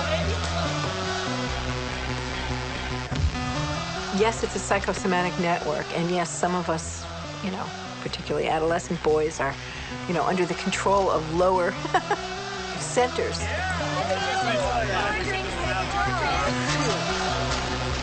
The eye isn't in control of the molecules of emotion. It's more, I don't want to say at the mercy of it, but these rapid eye movements that help us decide where to focus are mediated in the midbrain, and you can map opiate receptors there and receptors for many of the other peptides. So once again, the relevant search command that's going on is related to finding a certain emotional state.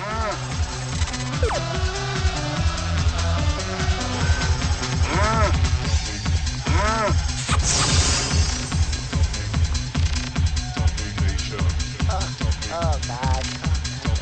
She wouldn't fall for me, no. Oh, mama! Woo!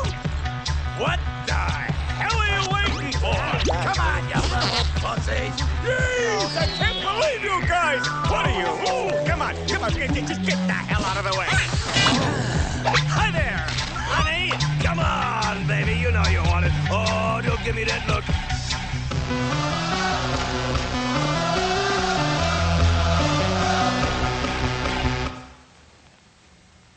What about people who are addicted to sex? Actually, sex itself is an invention to allow us to see into the future.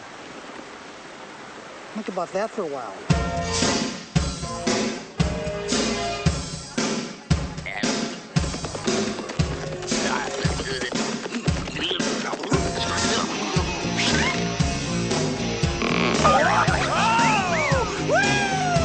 Hello there, big boy. Is there a rocket in your pocket, or are you just happy to see me?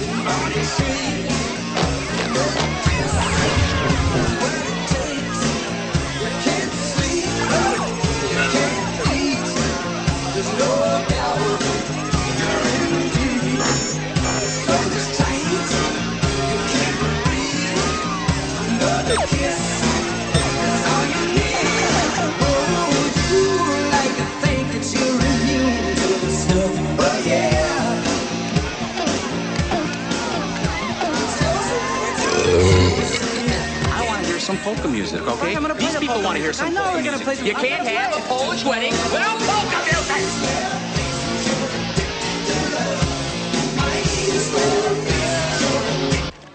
No, would you leave it alone? Keep your How can you have a Polish wedding without any Polish music?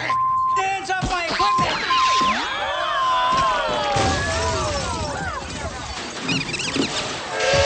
It ain't a Polish wedding without a polka!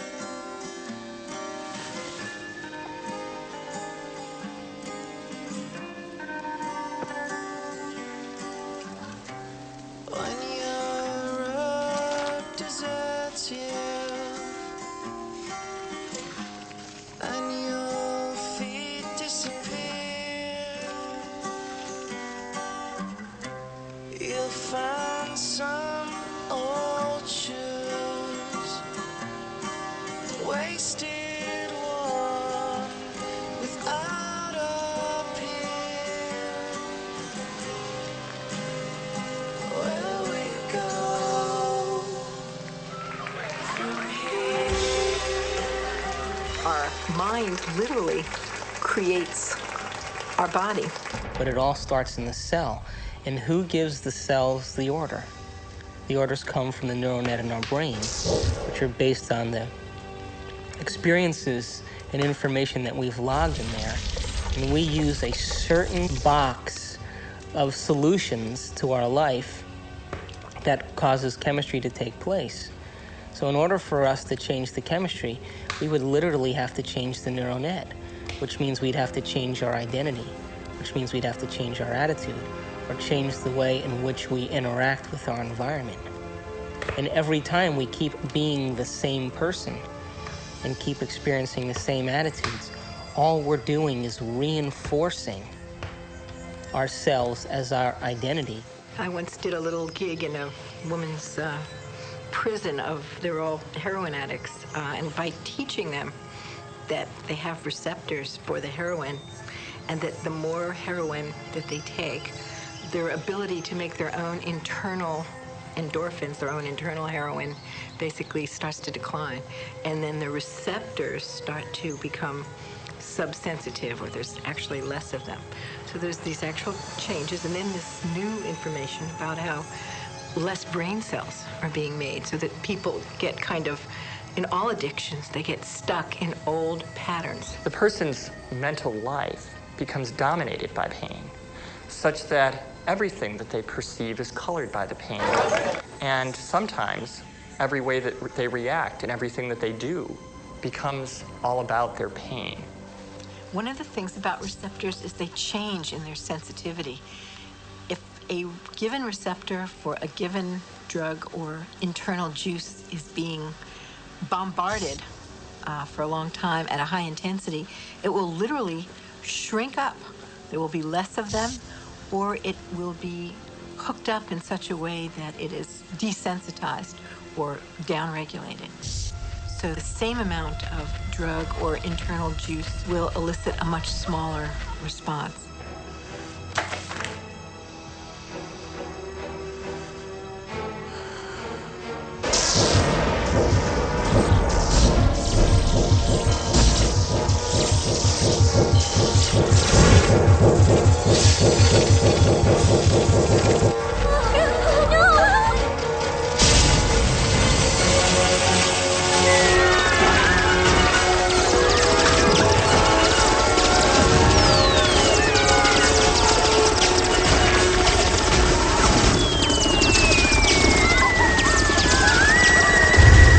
Bombarding the cell with the same attitude and the same chemistry over and over again on a daily basis, when that cell finally decides to divide, when it produces a sister cell or a daughter cell, that next cell will have more receptor sites for those particular emotional neuropeptides and less receptor sites for vitamins, minerals, nutrients, fluid exchange, or even the release of waste products or toxins. Now, all aging is a result of improper protein production. What happens when we age? Our skin loses elasticity. Well, elastin is a protein. What happens to our enzymes? We don't digest as well. What happens to our synovial fluid? Those are proteins. They become brittle and stiff. What happens to our bones? They become thin. So all aging is a result of improper protein production. So then the question arises, does it really matter what we eat? And does nutrition really have an effect if the cell doesn't even have the receptor sites after 20 years of emotional abuse to even receive or let in the nutrients that are necessary for its health?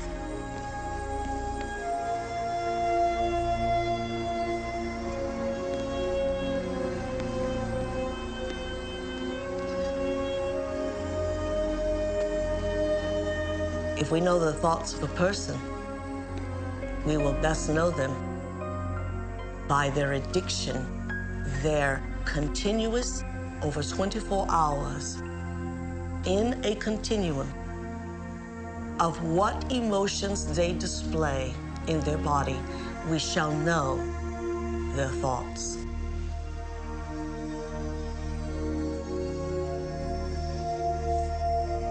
I hate you.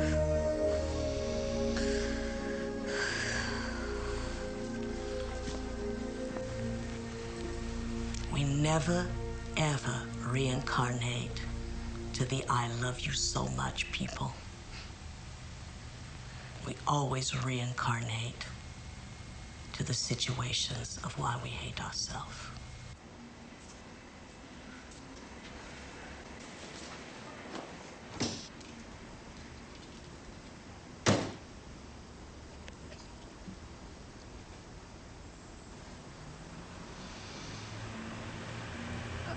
Hate it.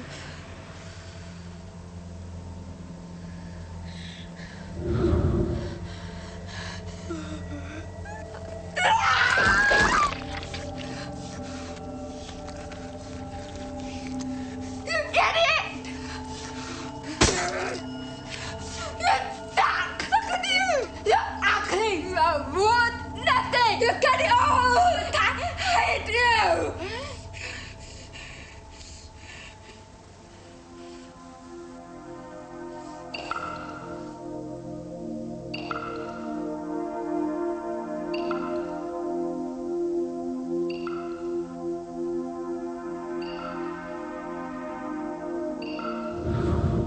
It makes you wonder, doesn't it? If thoughts can do that to water, imagine what our thoughts can do to us.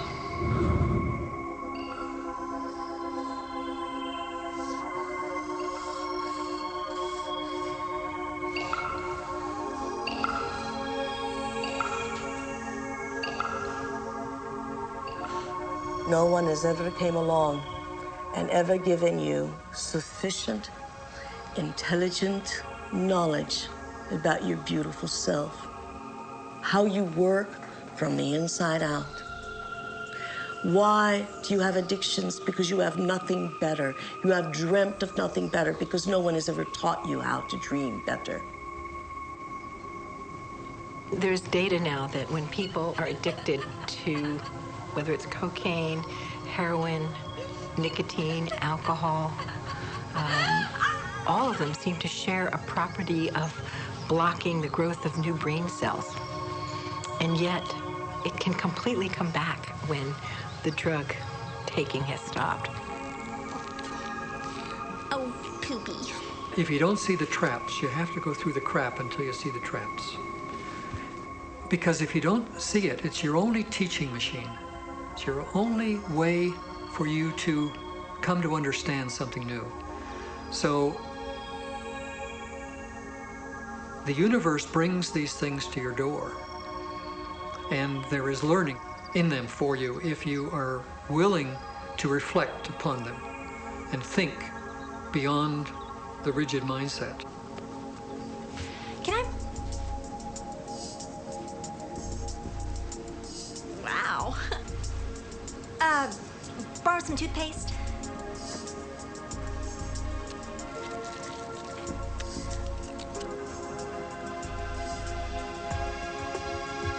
Thanks.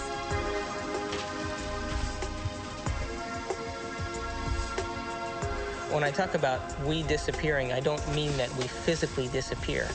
What I mean is that we move out of the area of the brain that has to do with our personality, that has to do with our association to people, our association to places, our association to things and times and events. We don't exist in the associative centers in our brain that reaffirms our identity and reaffirms our personality. We now have science to back up what our thoughts do and how they make our bodies weak. A lot of scientists who are actually studying this with behavioral kinesiology and other ways, showing that thoughts make your body weak. And thoughts pretty much create your reality. They create what you're going to think about yourself. If you're fat but you think you're wonderful, you'll be wonderful. But most women we're compared all the time with impossible images from Barbie to models. And so we think that our whole currency is how we look and how other people are going to perceive us. And we're always up against impossible standards. What is relative to their own emotional addiction are movies and dramas and news and all the media that is so beautiful today and providing people with experiences without having to be there. And yet,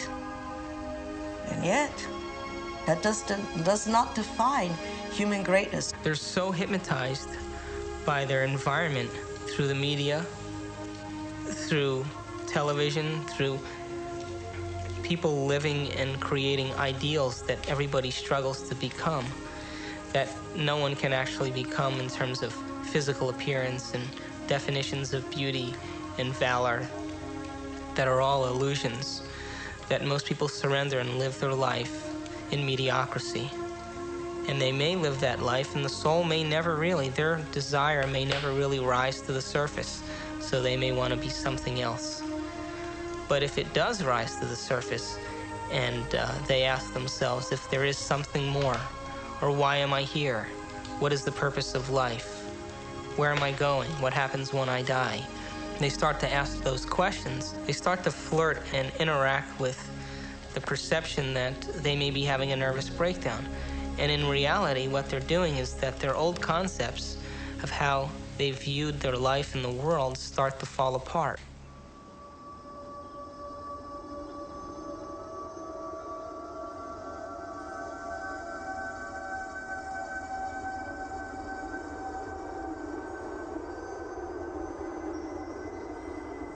That's why very few people make this journey, because it's deeply unsettling. All of the molds that we have lived by have to be broken, and we have to liberate ourselves in this way.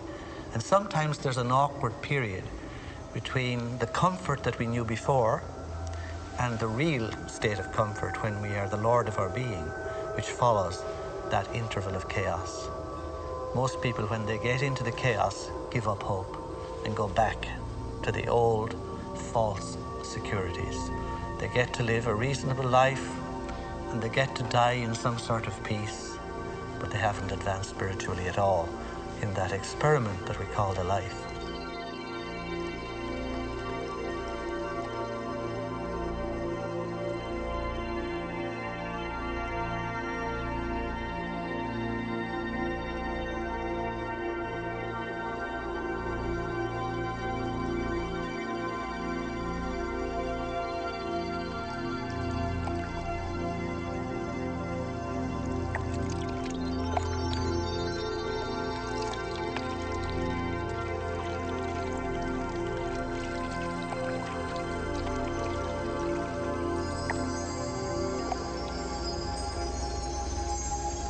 We're in completely new territory in our brain.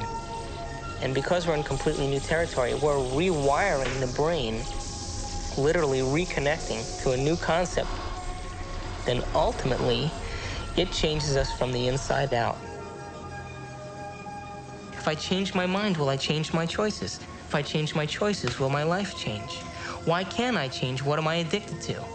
What will I lose that I'm chemically attached to? And what person, place, thing, time, or event that I'm chemically attached to that I don't want to lose because I may have to experience the chemical withdrawal from that? Hence the human drama.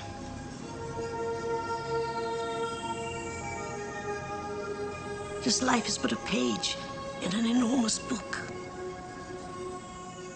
in which we will always be who we are, but always with the inherent needling of ambitious pursuit, a pursuit that takes us from the boring tedium of self-reflection, of self-hate, and to self-creation of new dreams. And we are ambitious gods.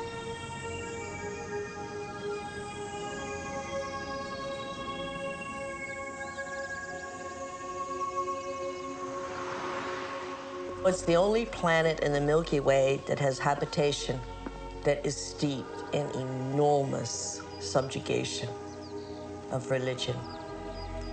You know why that is? Is because people have set up right and wrong. I did say there is no right and wrong. Does that mean that it's a free-for-all? Absolutely not. I mean, the problem that I have with right and wrong in those categories is not that I want a free-for-all, but that right and wrong doesn't go nearly far enough. They have never sinned. They have never wronged. Wronged, yes, in moral confrontations with society. But that's their adversity. That's why they're here. To wrong, to learn, to search, and use the wisdom of that to create yet greater dreams. There's nobody keeping records up there. The records are here, and I'm going to have to deal with them. That's far more painful than a record-keeping God up in the skies. So anyone who's setting out on the path of enlightenment will be absolutely impeccable in everything that they do. Is it because of fear of damnation? No. Or of the punishment of God, or because I have sinned and haven't got forgiveness? No, no, no. I mean, these are all excuses that keeps us away from the real problem. The really enlightened person will see every action has a reaction with which I must deal. And if I'm wise, I'm not going to do stuff that will cause me to have to face it and resolve it and balance it in my soul later. That's the real criterion. That God, or the fundamental level of reality, depending on what people describe, it really, I mean, theoretically, it should be everywhere. It's something, you know, exactly how it would manifest or how God would manifest in the world is a more complicated issue. But I think that certainly from a more traditional religious perspective, people have kind of gotten away from God, the person. There's been a great shift from God up there or out there or in there, wherever, to the God within. And that's an improvement, but we don't want to get some idea that God can be within and still be separate, which is what most people think. They think the God within is like some of those alien movies, you know, where some being breaks out from my chest. God is not within in that stupid sense. What it means is that in God we live, move, and have our being, that we ourselves, in fact, are divine. What's the relation between my God self and your God self? There is no relationship because there's only one God self. It's in both of us. All people are divine people. Is it not ironic that all would say that this is the voice of the devil, or that this is heresy? If this is heresy, then what is promised to everyone is an imbuement with God that is inseparable.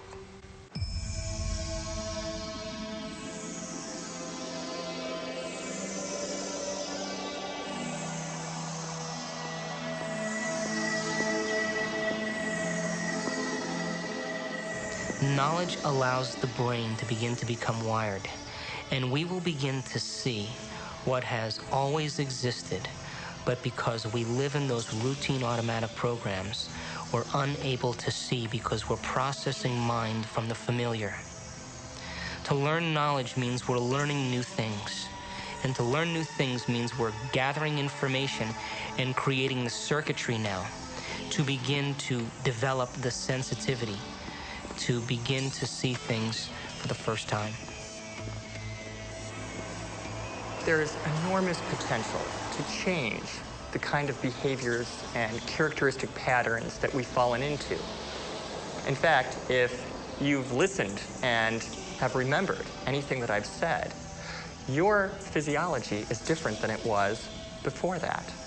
That is something that Eric Kandel, the recent winner of the Nobel Prize in Medicine and Science, said very eloquently at a talk, that basically memory has been encoded, your genetic structure has changed, and while we previously would talk about the nervous system as this very rigid thing that didn't have much capacity for change, we now know that on many levels that isn't true. And actually there's a tremendous amount of plasticity, which basically means ability to change within the nervous system. And if you look at the structure of the human brain in detail, you see that it's specifically designed, it's carefully engineered to experience the unified field, to experience the unity of life. We're all connected. I mean, I think the most fundamental thing is we're all connected by an energy field. We swim in a sea of light, basically, which is the zero-point field. And I say, first of all, you get away from the whole idea of separateness, because separateness is the biggest problem of the world now. You take this notion of an entangled universe and you apply it to human experience, because human experience is part of the universe as well. And then you say, well, let's assume that experience is entangled, then how would it manifest? And we can start going through ways in which it could manifest. If there's a connection with another mind, we call it telepathy. If there's a connection to some other object somewhere else, we'd call it clairvoyance. If there's a connection that happens to transcend time, we'd call it precognition. If there's a connection in which my intention is expressed out in the world some way, we might call it psychokinesis or distant healing or something of that sort. So you can go through a list of perhaps 12 kinds of psychic experience that have gotten labels over the years, like telepathy, but this is really just the tip of the iceberg. People ask, why are you so interested in the Planck scale, the very ultimately tiny in terms of spirituality? Because obviously spirituality is out there, it's everywhere. And the answer is that yes, the Planck scale is the ultimately small, but it's also everywhere. Wherever you go, there it is. And because it's holographic, it repeats at different scales, like fractals, throughout the universe. I would say that what quantum physics is to the 20th century, whatever is going to be the new bridging of science and spirituality, that will be to the 21st century. We are all creating the future. We are all creating what is outside of us.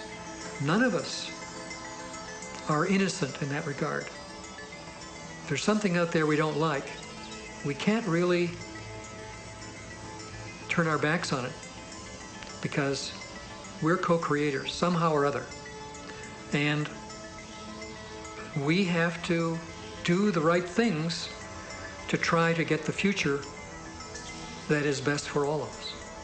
We have talked so far about the freedom of our own personal life and quantum physics, that we are freeing and freeing and freeing our reality to ultimate realities. Yes, of course they exist. But after we have accomplished them, what then? What next? When do we make the shift from me to one? When are we the subconscious mind? When are we the knowledge of the one, transpersonal self? When you start to realize what your true nature is, there is no question, there is no answer anymore. And there's just sudden realization. Now you come back from the rabbit hole and you start to perform in this world of illusion and wonder and magic with that understanding that you're never going to die and you were never born. Choice by consciousness out of these possible events, the actual event of experience comes in. And so, for the first time, science encounters free will. Consciousness is free because there is no mathematical description of the subject. Only objects can be described mathematically, and only to the extent that there are possibilities. The question still remains paramount: who is the chooser? Are all realities existing simultaneously? Is there a possibility that all potentials exist side by side?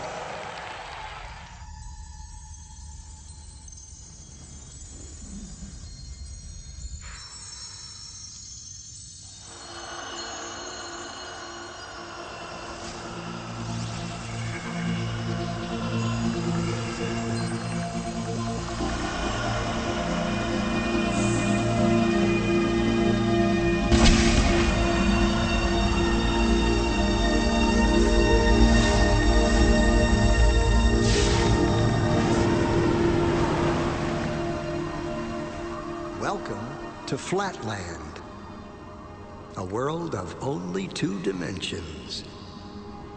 Only forwards and backwards, left and right. In this world, there is no up and no down.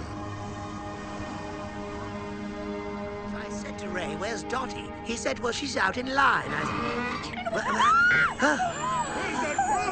What the bleep is that thing? Huh? In this world, the two-dimensional beings that live here have no concept of three-dimensional objects. These two-dimensional flatlanders have no understanding of cubes, spheres, tetrahedrons, or yours truly. From their 2D perspective, my 3D finger looks something like this. What the bladder does that?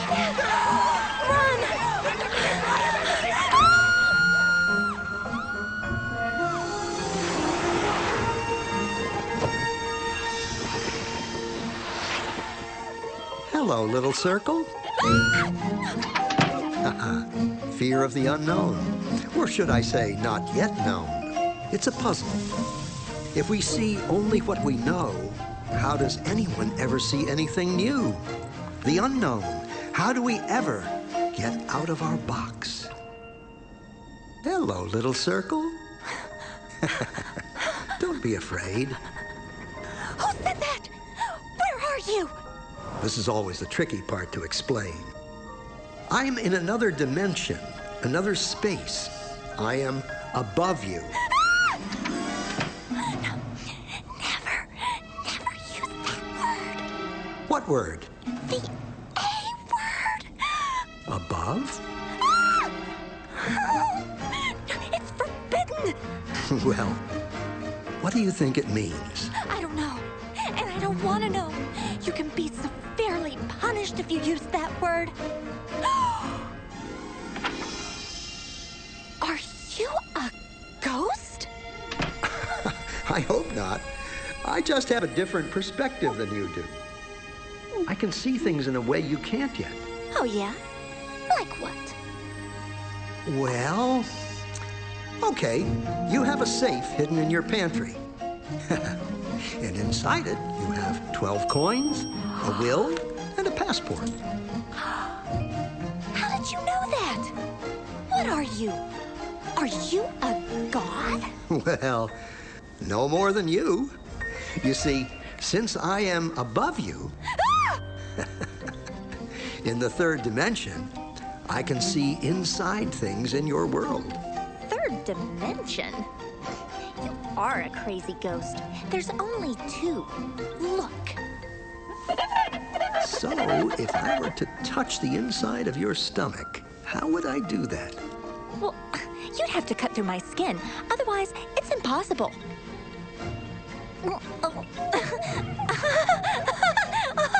Stop! Ready for more? More what? Dimensions. Oh. Directions. No.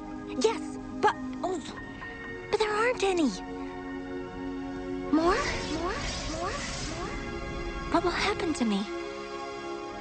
What will I become? You'd have to become it to know. Okay. Excellent.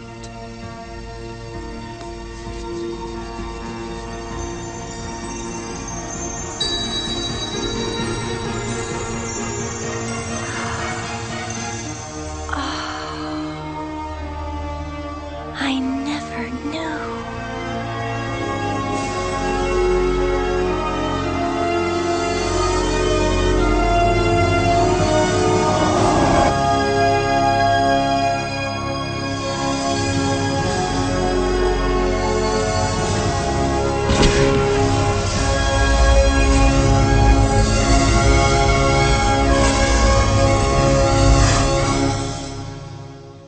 Isn't it funny? That which we are most afraid of is what thrills us the most.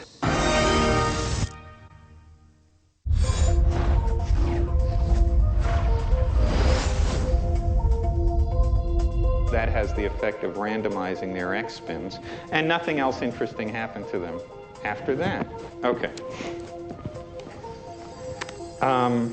Good.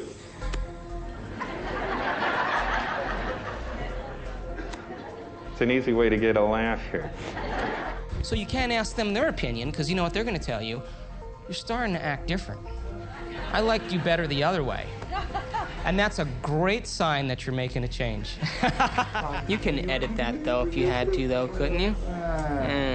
Not prettily. Edit it out the fire. Who can do the Heimlich? Okay, are we rolling?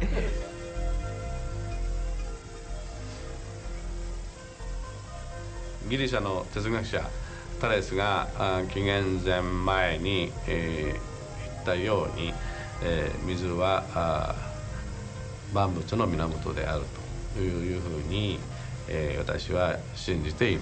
I study quantum physics. I sometimes teach it. I have written a book on quantum physics and many books explicating the meaning of quantum physics. After my PhD from Harvard, I went to CERN, the European Laboratory for Particle Research, but perhaps I'm best known for the discovery of the now famous N=1 locally supersymmetric flipped SU5 grand unified field theory. Don't make the mistake of thinking that the scientific community is scientific.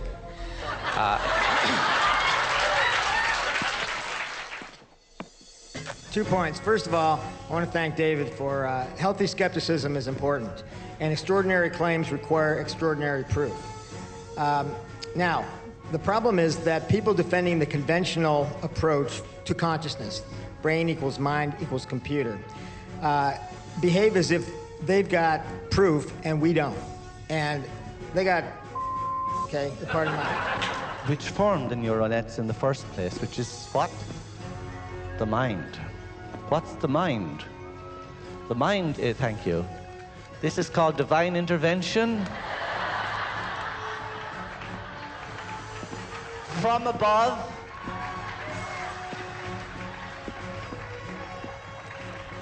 But he has feet of clay. I got involved with this because my evidence, no, start over. Okay, I can go back and fix that. Okay, okay. My name is Lynn McTaggart. I'm author of a book called The Field. I'm Dr. Daniel Monti. I'm a physician with specialty training in psychiatry and human behavior. I'm on the full-time faculty at the Jefferson Medical College. I've heard some people say that, you know, consciousness is this wonderful property in the universe that has a predilection for the human brain. If that's the case, then consciousness is about 3 pounds and looks a little bit like a gray cauliflower. It's showtime. Tell you a little about myself. Oh, the light is blinking already. See, this is what happens whenever I speak. Weird things happen. Okay. All right, well, when I hold it, it stays on. What does that mean? All right. Oh, that's okay. Maybe God wants me to meet you. Actually, we did this at a conference when we asked people how many people have had a gut feeling and so on, and 80% of people say. And then they say, among those of you who are very skeptical of unconventional claims, how many of you, meaning now like 30% of the audience who doesn't believe in any of this stuff, how many of you guys have had interesting gut feelings that turned out to be right? 80%. So when people are skeptical about unusual things, it's completely understandable because there's all kinds of nonsense out there. But when you bring those phenomena into the lab and you exclude all of the ordinary ways of understanding them, it turns out that they do have a psychic component. Here we are actually filming great thinkers. Everyone in this room is a great thinker. Now that we got them thinking, that's always a trick, isn't it? You probably have more to say about this. No. Sorry about that. Multiple personality disorder have to say about the seat of consciousness. And the second one is, what made you want to become a physicist at the age of 50? Okay, well, I guess multiple personality disorder. I actually wanted to become a physicist as young as the age of 4, believe it or not. As we become more and more inner self-managed, okay, we will manifest the qualities of these deeper levels down the rabbit hole. And so we become a Qigong master, where we can influence things from thousands of miles away. So if we begin to look at all that, it seems to me the only way out that I can understand is there is an intelligent presence. There is a kind of a one-mindedness that I call it, or God, if you want to call it that. Ponder that for a while.